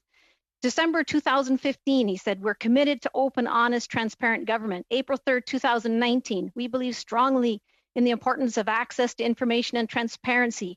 May 1st, 2019, under my leadership, we have raised the bar on transparency. June 10, 2020, we will continue to demonstrate openness and transparency. June 16, 2020, Mr. Chair, throughout this unprecedented pandemic, we have been open and transparent about all of the measures we've put forward. Well, I'm sorry, but I said the same thing at Health. This is not transparency. When you redact and you do not allow parliamentarians the privilege of seeing the documents as they were written, there appears to be secrecy that absolutely needs to stop. If we want Canadians to trust that we are doing our very best for them, we have got to support this motion. Thank you, Ms. Jansen. Mr. Fraser, followed by Ms. Kotrakis. Thank you, Mr. Chair. I'll cut to the chase. Look, I don't really care what information gets shared if it's within the rules. I do want to get on with the pre-budget consultation, but it's my view after having looked at Boston Gagne's interpretation of privilege debates before committees that we don't actually have the authority to consider this as a point of privilege. I don't intend to take too much time. It'll take me a couple of minutes. I'll read the relevant section where it discusses specifically matters of privilege raised before committee. Unlike the Speaker, the chair of a committee does not have the power to censure disorder or decide questions of privilege. Should a member wish to raise a question of privilege in committee, or should some event occur in committee which appears to be a breach of privilege or contempt, the chair of the committee will recognize the member and hear the question of privilege, or in the case of some incident, suggest that the committee deal with the matter. Chair, I'd suggest you've carried out that portion of your duty by allowing Mr. Polyev to make his motion. I'll continue with the language. The chair, however, has no authority to rule that a breach of privilege or contempt has occurred. The role of the chair in such instances is to determine whether the matter raised does in fact touch on privilege and is not a point of order, a grievance, or matter of debate. If the chair is of the opinion that the member's interjection deals with a point of order, a grievance, or a matter of debate, and here's the key part, or that the incident is within the powers of the committee to deal with, the chair will rule accordingly, giving reasons. The committee cannot then consider the matter further as a question of privilege. The remaining part of the argument has actually already been made by members of the opposition. Mr. Polyev, I believe, pointed out the good work of the parliamentary law clerk and counsel, who previously has indicated in the letter that was referred to specifically, and I'll read from that letter if I can bring it up here momentarily. that in the circumstances, it is for the committee to determine whether it is satisfied with the documents as redacted by the departments. Further, both Mr. Kelly and Mr. Julian correctly pointed out that the chair in the House, who is the master of this committee, save and except its own in certain circumstances, has actually referred this matter specifically to the committee. Under my interpretation of the plain language explanation outlined in Boston Gagnon, you are required, Mr. Chair, to determine that this is within the power of the committee and not to be the subject of a report subjected to the House. Moreover, Mr. Chair, should you not accept my argument, I would like to propose a simple amendment to Mr. Poilievre's motion. And I had language here, I'm just trying to get it up, but my password is becoming a little bit sticky. At the end of the motion, I would propose, and I'm having trouble here because my phone won't open. I apologize for the delay. Excellent. So I would propose that we put at the bottom of the motion, add the words, and that pursuant to Standing Order 109, the committee request a government's response to the committee's report. However, that's only required in the alternative should you find against my argument. I've already allowed the motion. You can always challenge the chair as well, but your amendment is in order. Point of order, Mr. Chair. Yep. I'm not sure that that you have actually you're allowing the point of privilege and motion to be put is conclusive in the present instances. I believe that you were correct to allow the motion to be made and to have it be debated. Having had the debate, I believe you would be entitled to find, and in fact are required to find, that if the issue of the redaction of the documents is within the power of the committee, then in fact this can't be heard as a point of privilege. That's my interpretation of Boston Gagnon, but it doesn't take much interpreting. That's actually what it says. Just so you and I'll have a debate here. So what you're suggesting then, Mr. Fraser, is that the issue of whether or not the documents were redacted beyond what the committee requested or improperly redacted is the authority of the committee and should not be a point that is going to the House. Is that what I'm hearing you saying? That's precisely the point, because the rule says that if it's within the power of the committee to deal with, and I'm paraphrasing here, then it must be, the point of privilege must be dismissed, and the committee would be free to deal with the substance of that issue in due course. However, in this instance, we have both the letter from the law clerk and a direction coming directly from the Speaker of the House of Commons through an order that, in fact, this matter should be dealt with by the committee. That direction should prevent this committee from going through the exercise of finding there should be a report submitted to the chair for the House to then consider. The whole point of both the Speaker and the law clerk directing the issue to the committee is for the committee to deal with it, not for the committee to bring it back to the House. There's a reason that these rules exist. This is not procedural trickery. We're actually trying to have the right group or person make the right decision. In this instance, the committee should be empowered to find whether, in fact, the redaction complied with the order that has been issued by the committee. And according to the Boston Gagnon's description of the rule, in fact, you should be required to find that this is beyond what should be permitted through a motion that's been debated on a point of privilege.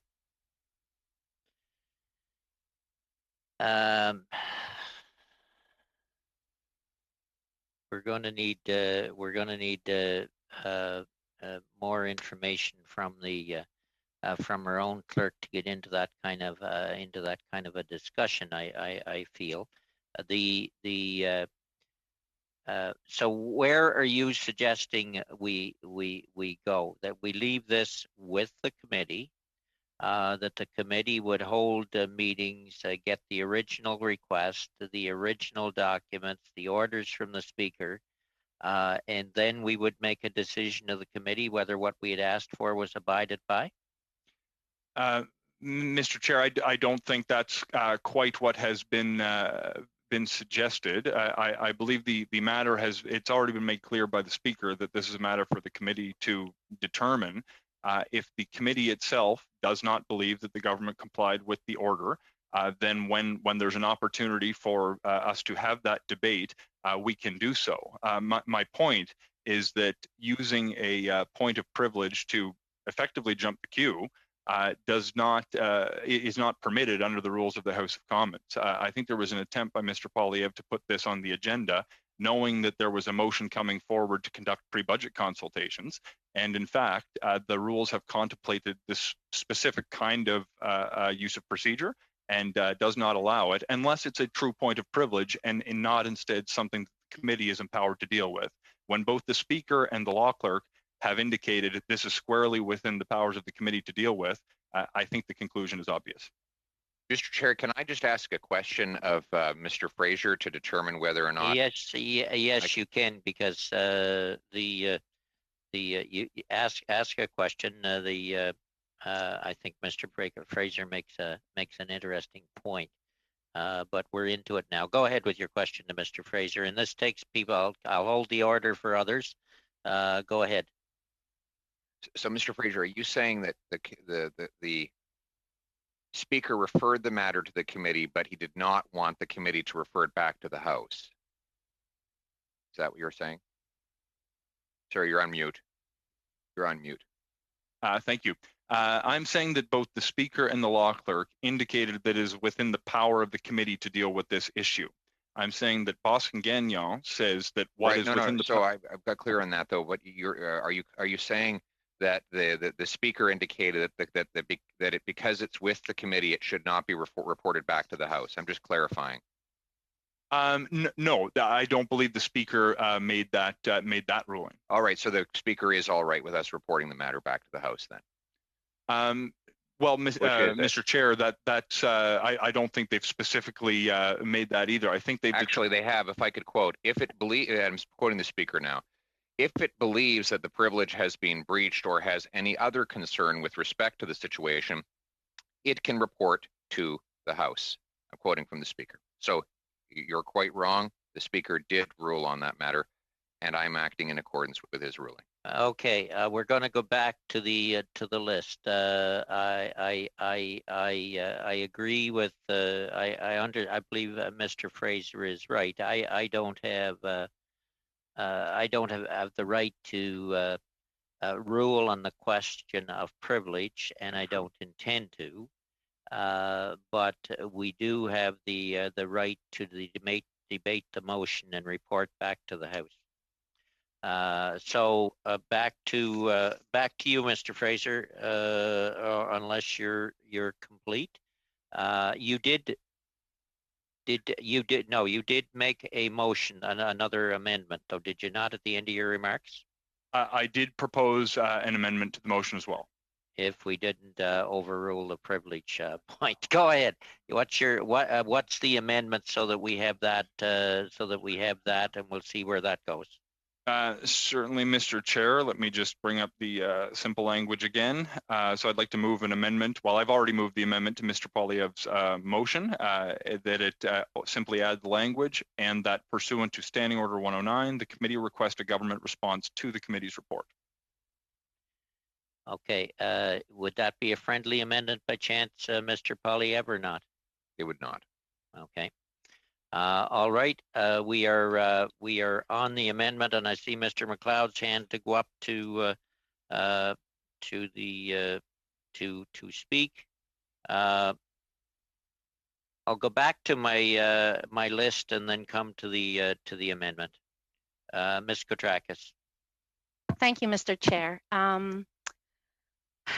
Where do I begin? At the risk of sounding what a lot of my colleagues have already said. As per the speaker's ruling, and as of today, it is not possible to know whether the committee is satisfied with these documents as provided to it. The new session is now underway. The committee, which has control over the interpretation of its order, has an opportunity to examine the documents and decide on what to do with them.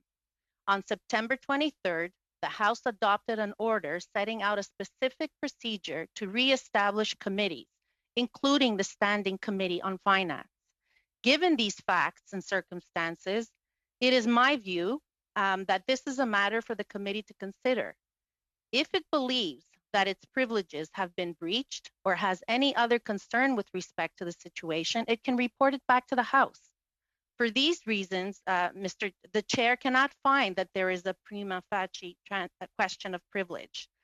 We have not received the documents. The documents were released on August 18th, which was the same day that Parliament was prorogued. As a consequence, the committee could not sit and could not review the documents or report to the House. So the documents have not been reviewed by the committee. All Canadians are watching us, and you know, we're in the second wave of the COVID. They're concerned about their families. They're concerned about their health. The Finance Committee has very important work to do. We've all, as my colleague, Ms. Duritz, mentioned earlier, we've received just south of 800 requests to appear before our committee. There is a deadline to report to the House on our report. I can't believe, and I'm disappointed actually to see that parliamentarians that are so hard at work and throughout the whole summer in the previous session, this Finance Committee did very important work, and we received a lot of comments and a lot of relevant comments.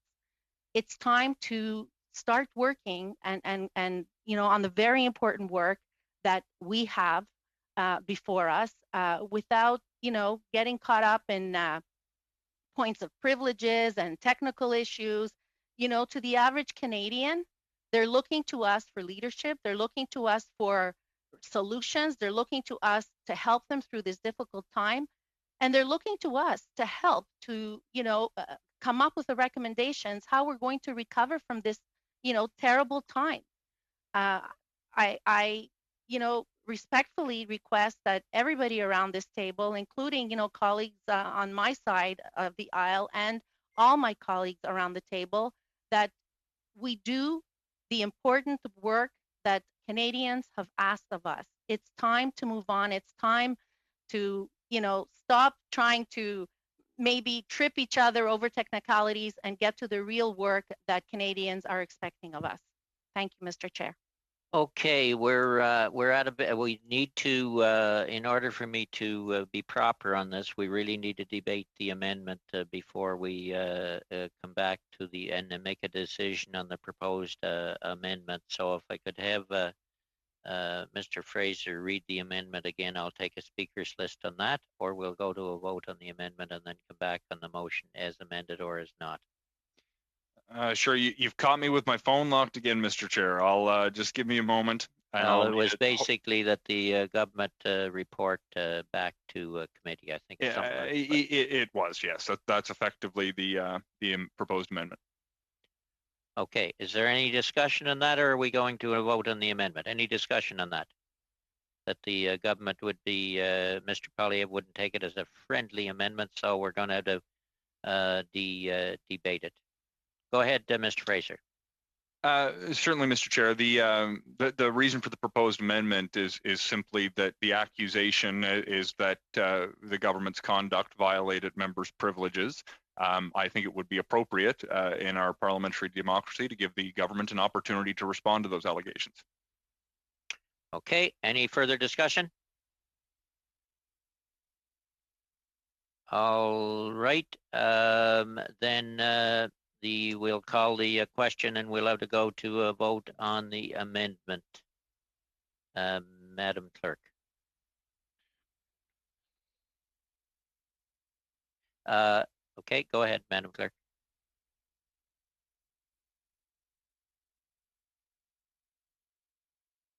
Madam Clerk, are you unmuting? Thank you. So is there unanimous consent on the amendment? No. No, there wasn't. No. Perfect.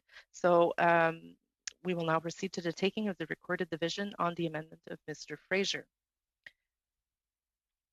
Mr. Fraser.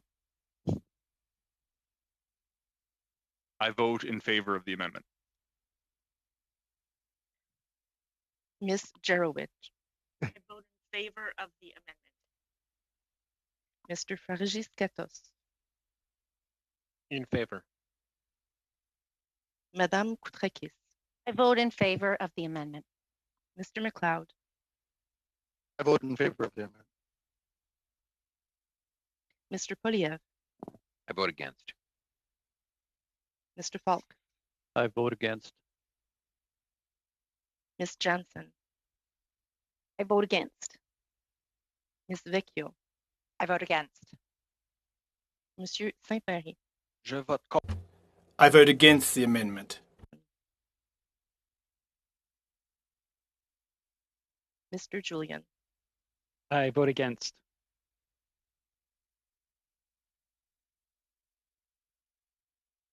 Mr. Chair, 5 yeas, 6 nays. No, 5 yeas. Are you sure you're right on that? 5 Yes, yeas. okay, yeah, okay, you are right. Yep, motion is lost. Okay, the amendment is lost. Then back to the list on the original motion, Mr. Poliev, followed by Mr. St. Marie, Mr. Falk, and Mr. McLeod. Well, it feels like we're back in 1984. Let's start with the circular logic. So the Speaker of the House received a point of privilege about the cover-up of these documents, and he said, I can't deal with this, send it over to the committee. Here we are at committee. And now Liberal members are arguing, the committee can't deal with this, let's leave that with the Speaker. In Orwell's great work, there was these loudspeakers that used to yell out to get people into the rhythm of circular thought and confuse them. And the poem they would repeat over again was, under the spreading chestnut tree, I sold you and you sold me. There lie they and here lie we, under the spreading chestnut tree. Well, here we are, under the spreading chestnut tree, listening to the circular logic of Liberal members who try to bounce this issue back and forth, keep it out of everyone's hands so that it's nowhere and nothing. We want the truth, and we are going to pursue the truth. And speaking of the truth, the second argument of our Liberal colleagues here is that the truth no longer exists because of prorogation. Not only did prorogation shut down the debate, it erased history. Now they're telling us there never were any documents. They didn't exist. The committee never received a thing. What are you talking about? That page of history has been erased by the Ministry of Truth. The officials there just went through and erased that out of existence. So there have been no documents. There is no we, the Kielburgers, we don't have any record of their existence. Everything faded into mist. The past was erased, the erasure was forgotten, and the lie became truth. That's what we have before us right now. Mr. Chair, if you are still with me here in the real world, I think you will agree that we did receive documents. They were covered in ink. They did not respect the will of this committee. A breach of our privilege has occurred. It is only now up to us to report it to the House where it can be voted upon by members and ruled upon by the Speaker. So let us go forth and do our job, and let us put an end to the circular logic, the erasure of history, and the silly games played by the members of the governing party. All right, Mr. St. Marie, followed by Mr. Falk. Oui, merci. Thank you, Mr. Chair. Mr. Chair, this is a serious moment in time. There's a pandemic that has serious health and economic ramifications. It's unprecedented. We're talking about millions of people, thousands of companies and businesses that are doing it tough. And it's incumbent upon us to listen to what they need so that the government programs can be tailored to their needs. The lion's share of the members of this committee understand this, and this is what we must do. This isn't just any sort of sugarcoating by the Liberals. We all agree this is the... Now, what we need to determine is whether the government behaved in an ethical manner, beyond any reasonable doubt in the minds of Canadians. Now, that's another crucial issue. And it's our duty as members of the committee to look at that. we've called on the government to hand over documents. They've given us documents, but those documents have been redacted and censured. And that's why there's a point of privilege that's been raised by our colleague, by Mr. Poilievre, which is entirely appropriate and which I will support. Can the committee perhaps suggest, as Peter Julian said, our colleague earlier, could we call on the House to strike a special committee to continue to shed light on the We Charity scandal? I would have liked that motion to be brought to the table. I would have liked that motion to pass so that we could now turn our attention to the pre-budget consultations, continue to hear from stakeholders about the economic impacts of COVID-19. All of that's crucial, but we cannot sweep the rest under the rug. The government needs to prove that it is worthy of our trust beyond any reasonable doubt. And they need to start by giving us documents that have not been redacted, that have not been censured, and that is why unequivocally I support Mr. Poilievre's motion. Thank you, Mr. Chairman. Thank you, Mr. St. Marie, Mr. Falk, Mr. McLeod, and Ms. Zerowitz, and then Mr. Fragiskatis. Thank you, Mr. Chair, and I too want to just draw attention to the fact that we are in a time of COVID, and that this committee was seized with very important work, and certainly part of the mandate of this committee is to explore whether government monies, whether the funds allocated for specific projects were properly dispatched, and whether there was any corruption involved in the dispatch of those funds. And I think the committee made a request of the government to provide documentation. The government didn't respond in good faith, and in fact, the government tried to hide the truth. And I think it's incumbent upon this committee to get to the truth. A point of privilege was raised in the House on October the 1st. The Speaker made a ruling that this committee needed to deal with the point of privilege. A point of privilege was made.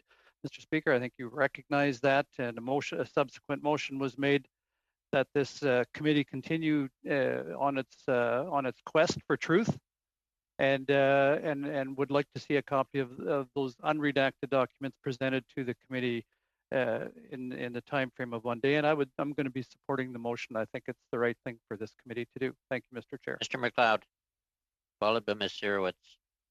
Yeah, thank you, Mr. Chair. And I wanted to point out that I'm not having much success using the robotic hand to wave at you. I keep pushing it; it doesn't seem to work, so I had to do it the old way and use my own hand to get your attention. I also wanted to say welcome to all the new members that have joined us. It's good to see some new faces around the table. Some not so new, but welcome. And it looks like we're back in business with the Finance Committee. And we spent the last 2 hours talking about the rules and procedures and documents and what's not a document and what should be on the table. Of course, you know, we're in the middle of a pandemic. COVID-19 should stay at the forefront. We also need to do the budget consultation, so that can't be pushed to the sidelines. We had many submissions made on the pre-budget consultations. I don't want to lose sight of that. I think people that are watching us or people that are tuned in are probably assuming that we in the last session had opportunity to sit down and really analyze the documents, the response that the government made on the request for the We Charity issue. And I have not. I think it should be clear that our committee at that time, during that session, and now, since it's our first meeting, has not had the response tabled, put in front of us as a committee, where we walk through it, where we analyze it, where we make comments, where we see things that maybe are redacted that shouldn't have been, or anything of that nature. You know, in my opinion, that is a step that is important. And I think Pat Kelly indicated that a lot of this is tied to what the government response is. Well, let's take a look at what the government responded to. we did prorogue, and that of course throws a twist into what this means, because the prorogue means all committee work and everything that was on the table comes to a standstill. But I think the motion, the point of privilege, is premature. I don't think we've taken the necessary steps to make a full assessment of what was provided. And we have some new members. It's unfair to them to be voting on something that they didn't have an opportunity to really have a good a number of sessions to get together and really get into the detail of this. And if there's going to be a forensic look, well, then let's do it together as a committee. And that's my point. I think we've jumped a couple steps ahead of what we need to do. And I hear what the speaker has said, that he can't deal with it and it's got to be back to the committee. But how can the committee make a determination about documents that was really not formally discussed in this committee at this point? So those are my comments, Mr. Chair. Thank you, Mr. McLeod, Ms. Sirowitz, and Mr. Fragaskatis, and then we'll have to, and Mr. Julian. Hopefully that'll wrap it. Thank you so much, Mr. Chair. So I'm just going to reiterate, probably start where Mr. McLeod ended off. A key point, just to reiterate, is that we at Finance Committee can't assess what we have not yet received. So it's first point. The second, and I've heard a couple of comments from Ms. Jansen and a couple of other members of this committee talk about transparency. And I will tell you, those are not just quotes about us being transparent. I think we sometimes have a bit of a short memory, and the proroguing might have shortened our memory even more. There was an enormous amount of transparency around the dollars that we've actually spent through this COVID crisis. There was an extraordinary effort by our former Minister of Finance to ensure that we had a biweekly report on every single dollar that we actually spent. It was given to us every 2 weeks. And on top of that, our Minister of Finance came before this committee to answer any questions about the spending. And then we had government officials stay an extra hour, extra time to be able to answer even more detailed questions. There has been accountability, and I don't want any Canadians out there listening to think that the federal government has been spending upwards of $300 billion with zero accountability. There has been a lot of accountability, and there will continue to be. It'll be accountable, it'll be transparent, and it is a huge commitment of our government. It's not just in words, it's also in action. I'll also say that we also gave a lot of time to the Canada Service Grant matter. There were some very legitimate questions about whether or not was there wasting of money? Was there any attempt by certain government leaders to actually select we on the side? There were some legitimate questions about, why we was selected. There was an extraordinary number of hours that were spent on actually answering those questions. We brought senior bureaucrats before this committee, and for a historic moment in time, we brought before this committee the Prime Minister of our nation. And we have heard very clearly, it is documented in the record of this Finance Committee, that there was no money wasted. It all came back. There was no money misspent. And even in the agreement that was actually signed with We Charity, there was no way for them to actually profit from it. It was also very clearly stated that the PM and the ministers had zero hand in actually selecting we. We heard from the clerk of the Privy Council, Ian Shugat. We heard from Rachel Warnock. We heard from Gina Wilson, both very senior ministers and bureaucrats within our civil service. And we also, under oath, heard from Kielburgers that none of the ministers or the Prime Minister or anybody directed anyone to actually pick we. So on every single point that was brought forward, we actually responded to it. It was responded, it is documented, and it remains as part of the official record. Now, did we behave in an ethical manner? I will tell you, it is not I believe that the person who should actually, or the people who should actually make that determination is not a partisan committee like such as ours. We have a couple of very, very important people who are independent, who are highly competent, who are outstanding public servants who are looking to this matter.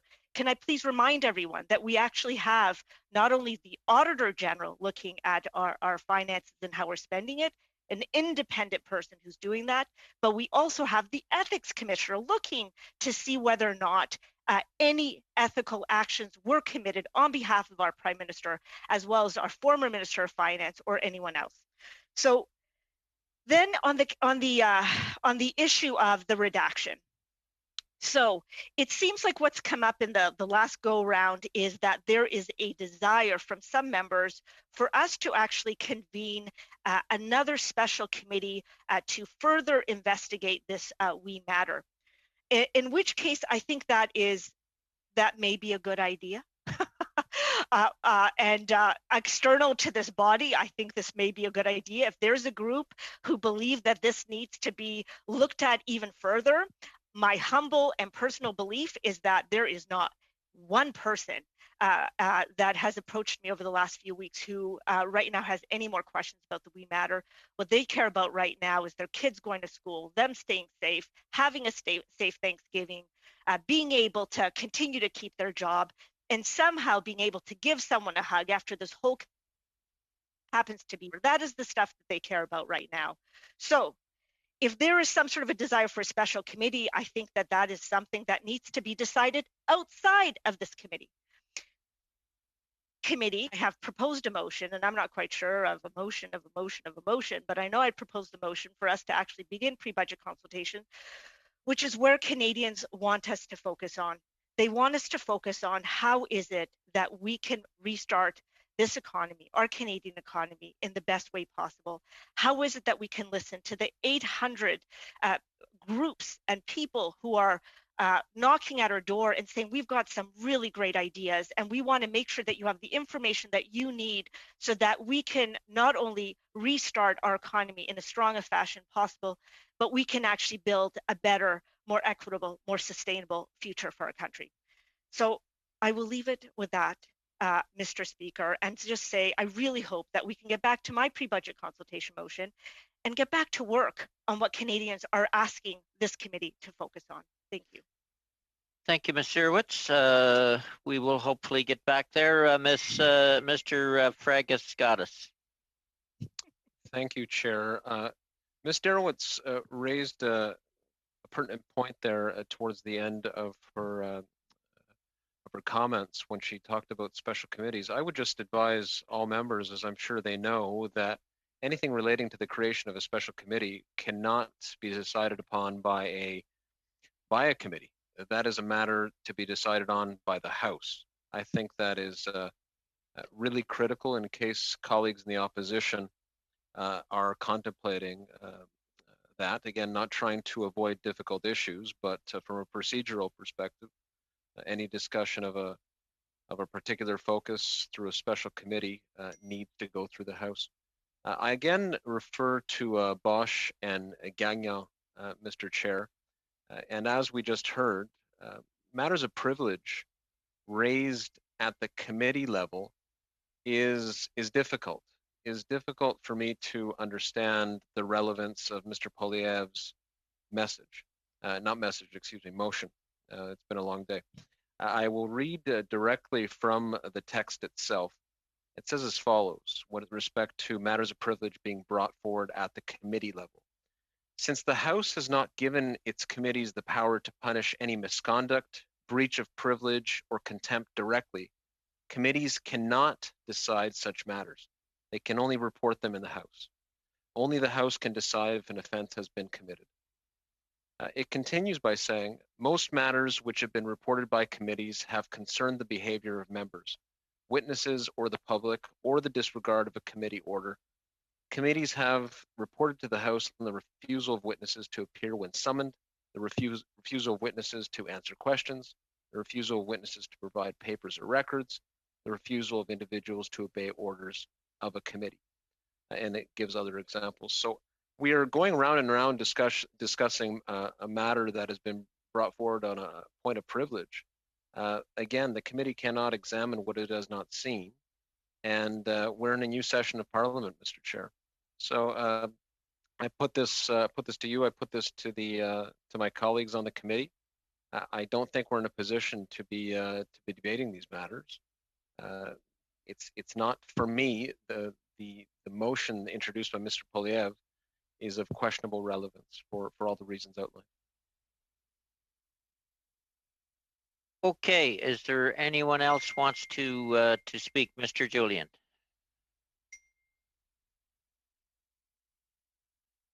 Mr. Julian? Thank you, Mr. Chair. I have to say I disagree with my Liberal colleagues on virtually every interpretation that they have tried to put forward in terms of what privilege means and what committees are supposed to do to deal with that. And it's almost like there needs to be a remedial course on rules of order. The reality is the Speaker gave to the committee the ability to report back on this question of privilege. That's point one. And so we have that responsibility to choose to report or not. That's the committee vote. I think a majority of committee members have said that they believe privilege was breached. That is sufficient to report to the Speaker and to report to the House.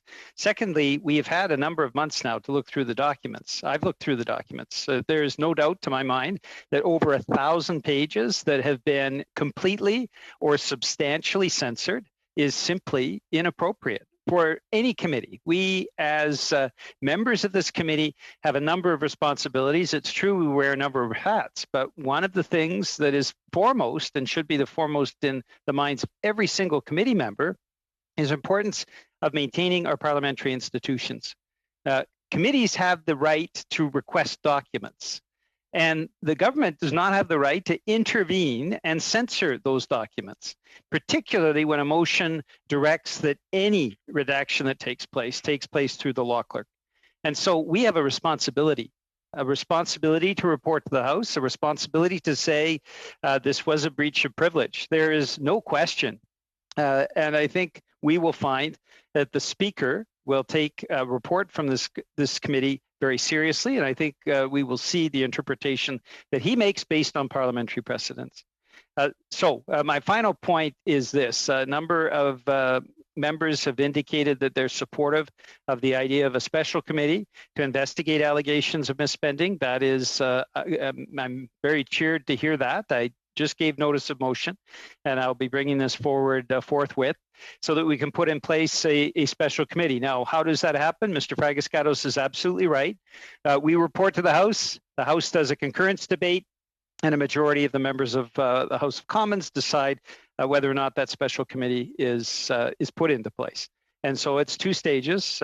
We have now given notice of motion, and hopefully at our next meeting, we will be able to have that debate, to make that decision, and then report to the House. That will be important to do what Ms. Jarowitz has talked about, which is get to the pre-budget hearings as well. Though I would say we would be doing pre-budget hearings now if it wasn't for the fact that the Prime Minister prorogued this committee and prorogued Parliament back in August. And so we would already be doing that work. And that's all I have to say. I will be supporting, of course, the motion of privilege. It's defending our committee responsibilities and rights. Okay, I do not have any other speakers on the list. Go to the vote. We will go to the vote. I just want to read you the 2 points at the end. Your committee has concluded that the government's response failed to comply with the order and accordingly wishes to draw the attention of the House to what appears to be a breach of its privileges by the government's refusal to provide documents in the manner ordered by the committee. Mr. Chair, there's a couple speakers.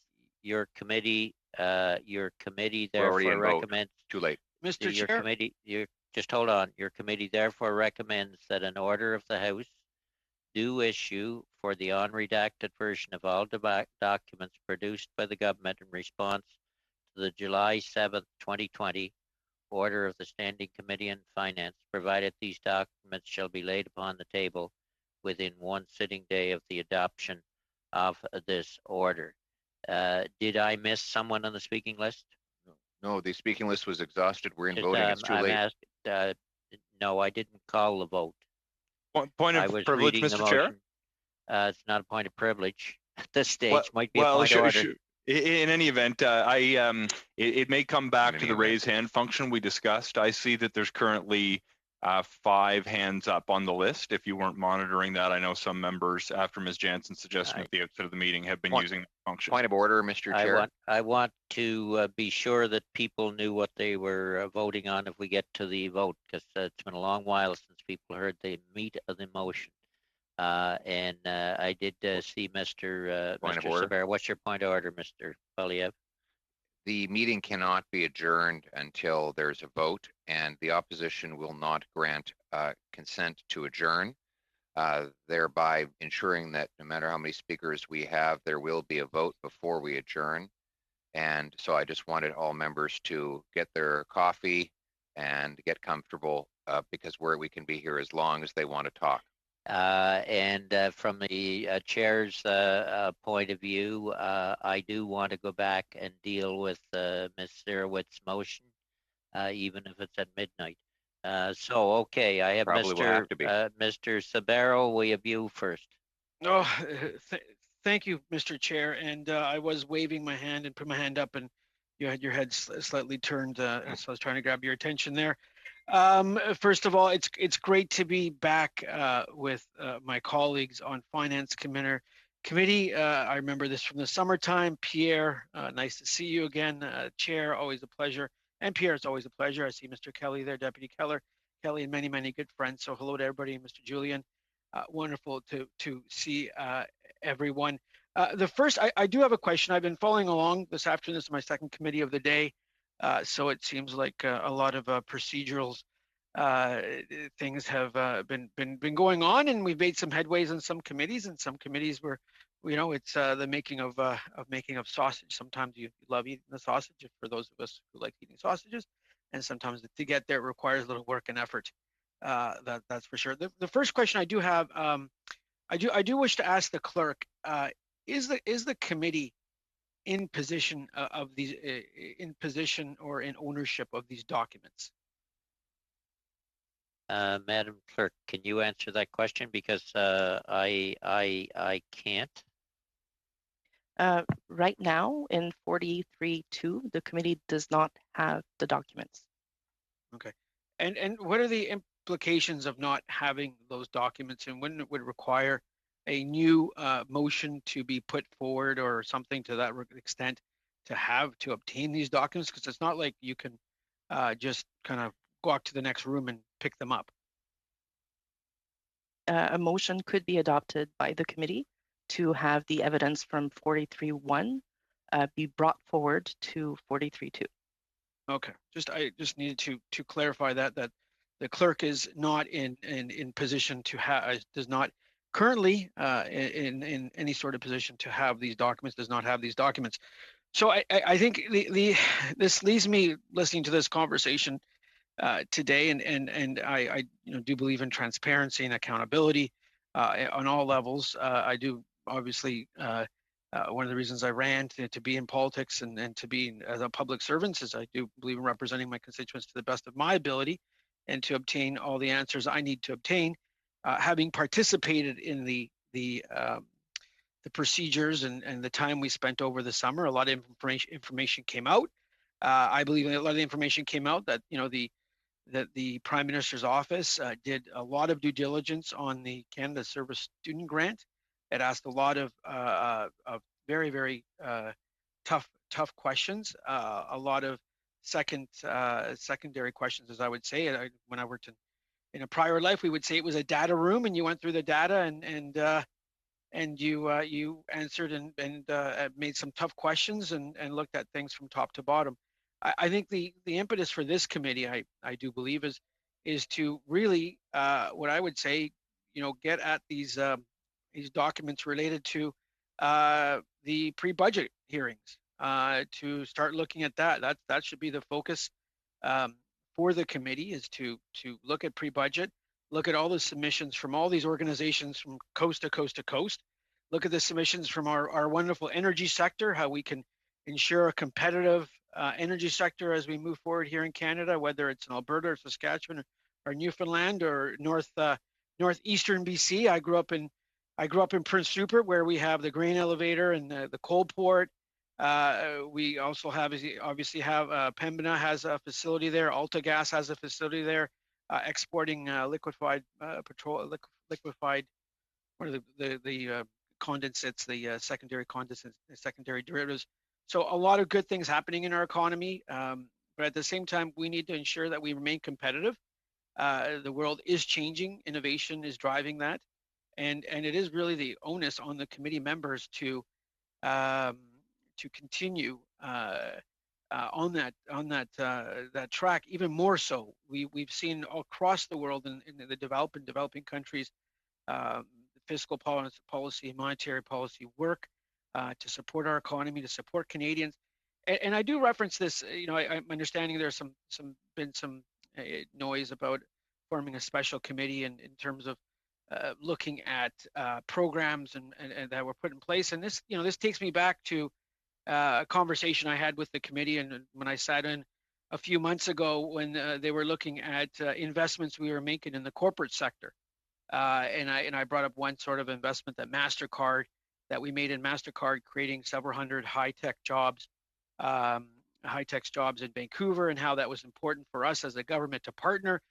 Fast forward, I don't think any of the opposition MPs would state and would complain or object to the investment that was made by the province of Ontario today and our government into the Ford Motor facility in Oakville, Ontario. And I look to now today to the pre-budget submissions that we've garnered here on committee. It's incredible the number of ideas and suggestions.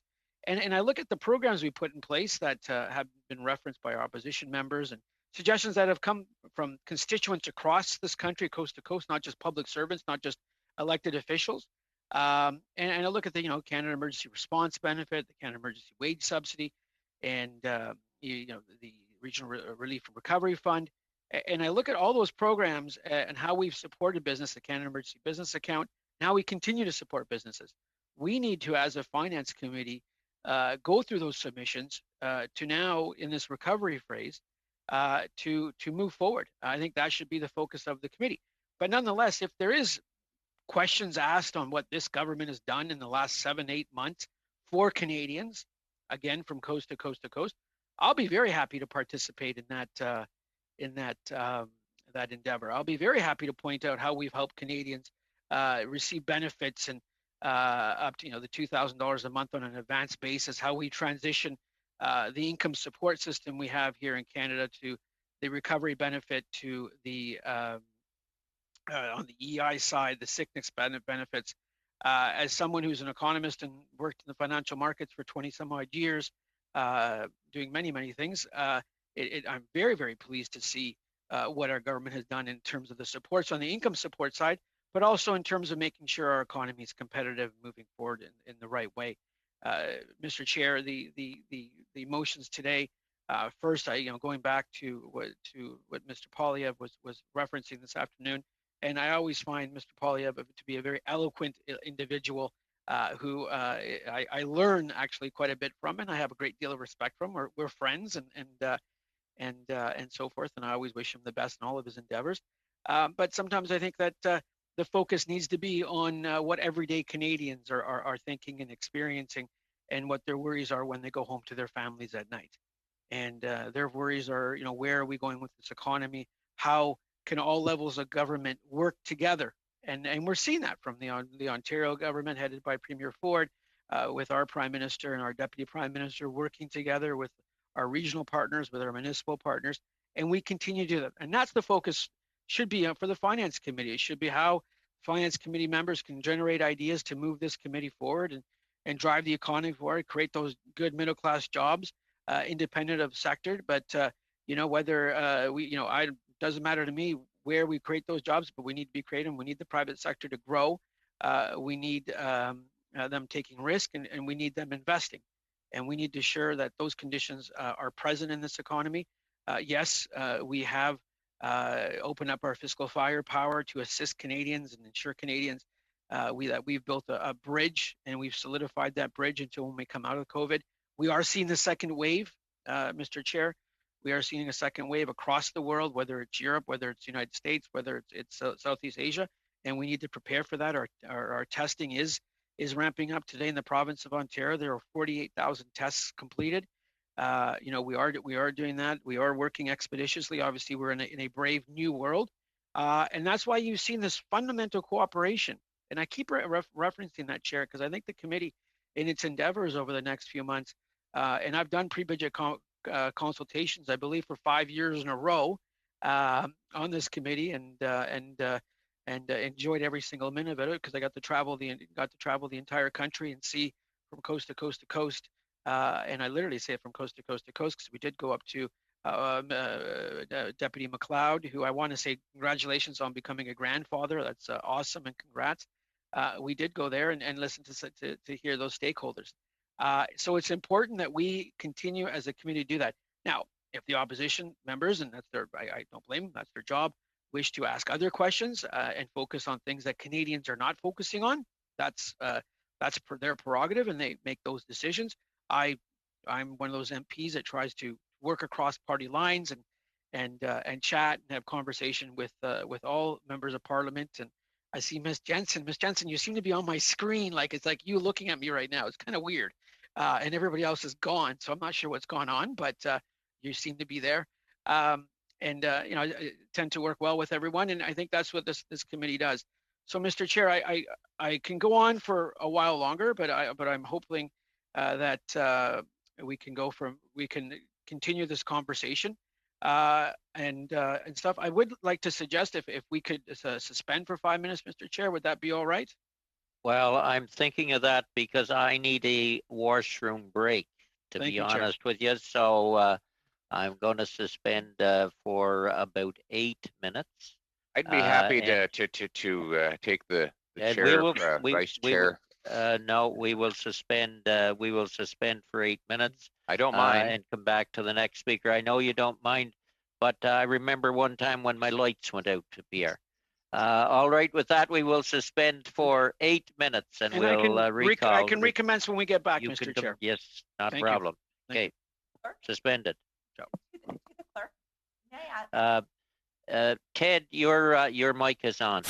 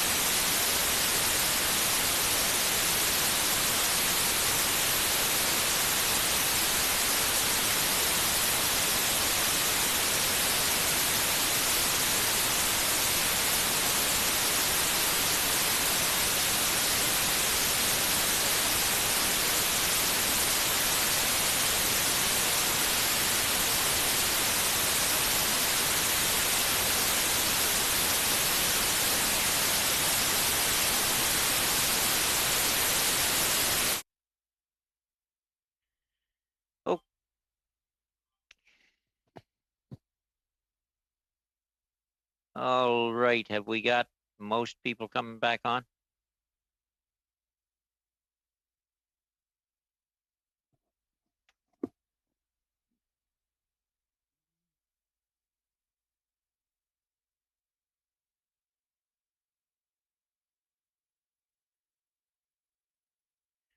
Okay, we'll reconvene. I want to make sure everybody is on.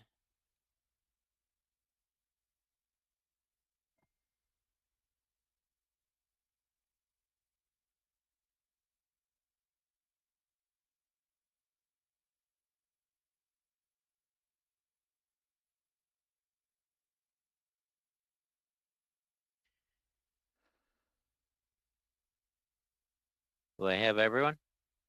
Okay. Anyway, I've had a little break. I've also had some communications with the clerk, and there is some question whether the motion is procedurally in order. So I am going to have to get further advice on this to find out where we're really at technically with some of the clerks. So with that, I'm suspending the meeting until further notice. Mr. Chair, point of order. Meeting Point of order. Meeting Point of suspended. order. Point of order. Point of order. Suspended. You point of order, Chair. Point of Meeting order. suspended. Point of order. You do not have authorization to shut down the meeting. You do not have majority to do that. I have the You cannot. authorization. I You have cannot. Pierre, I'm not going to argue with you. I have the authorization to suspend the meeting, and I am suspending the meeting. Have the courage to hold a vote. I am suspending the meeting, have the and when we courage to hold a vote. deal with this motion, courage to Pierre, hold we the will vote. deal with it Have properly. the courage to hold a vote. So the Don't meeting shut us is down. the meeting No, is suspended. no, you can't shut us down. The meeting goes on without you. I will be happy to take on the chair. The meeting will continue going on, and I will begin by taking a list. Does anybody wish to be on the list in order to speak? Madam Clerk, do we have any speakers? I'm ordering it suspended. I will. I'm looking at the status. Miss Jensen, please go ahead. You have the floor. Yes, I'm very, very concerned about how... No, you do not. No, you do not have the floor, Miss Jensen. I am the chair. I ordered the meeting be suspended. Mr. Easter, you're out of order. You are out of order. You are out of order. You've removed yourself from the meeting. As I sort out that this is...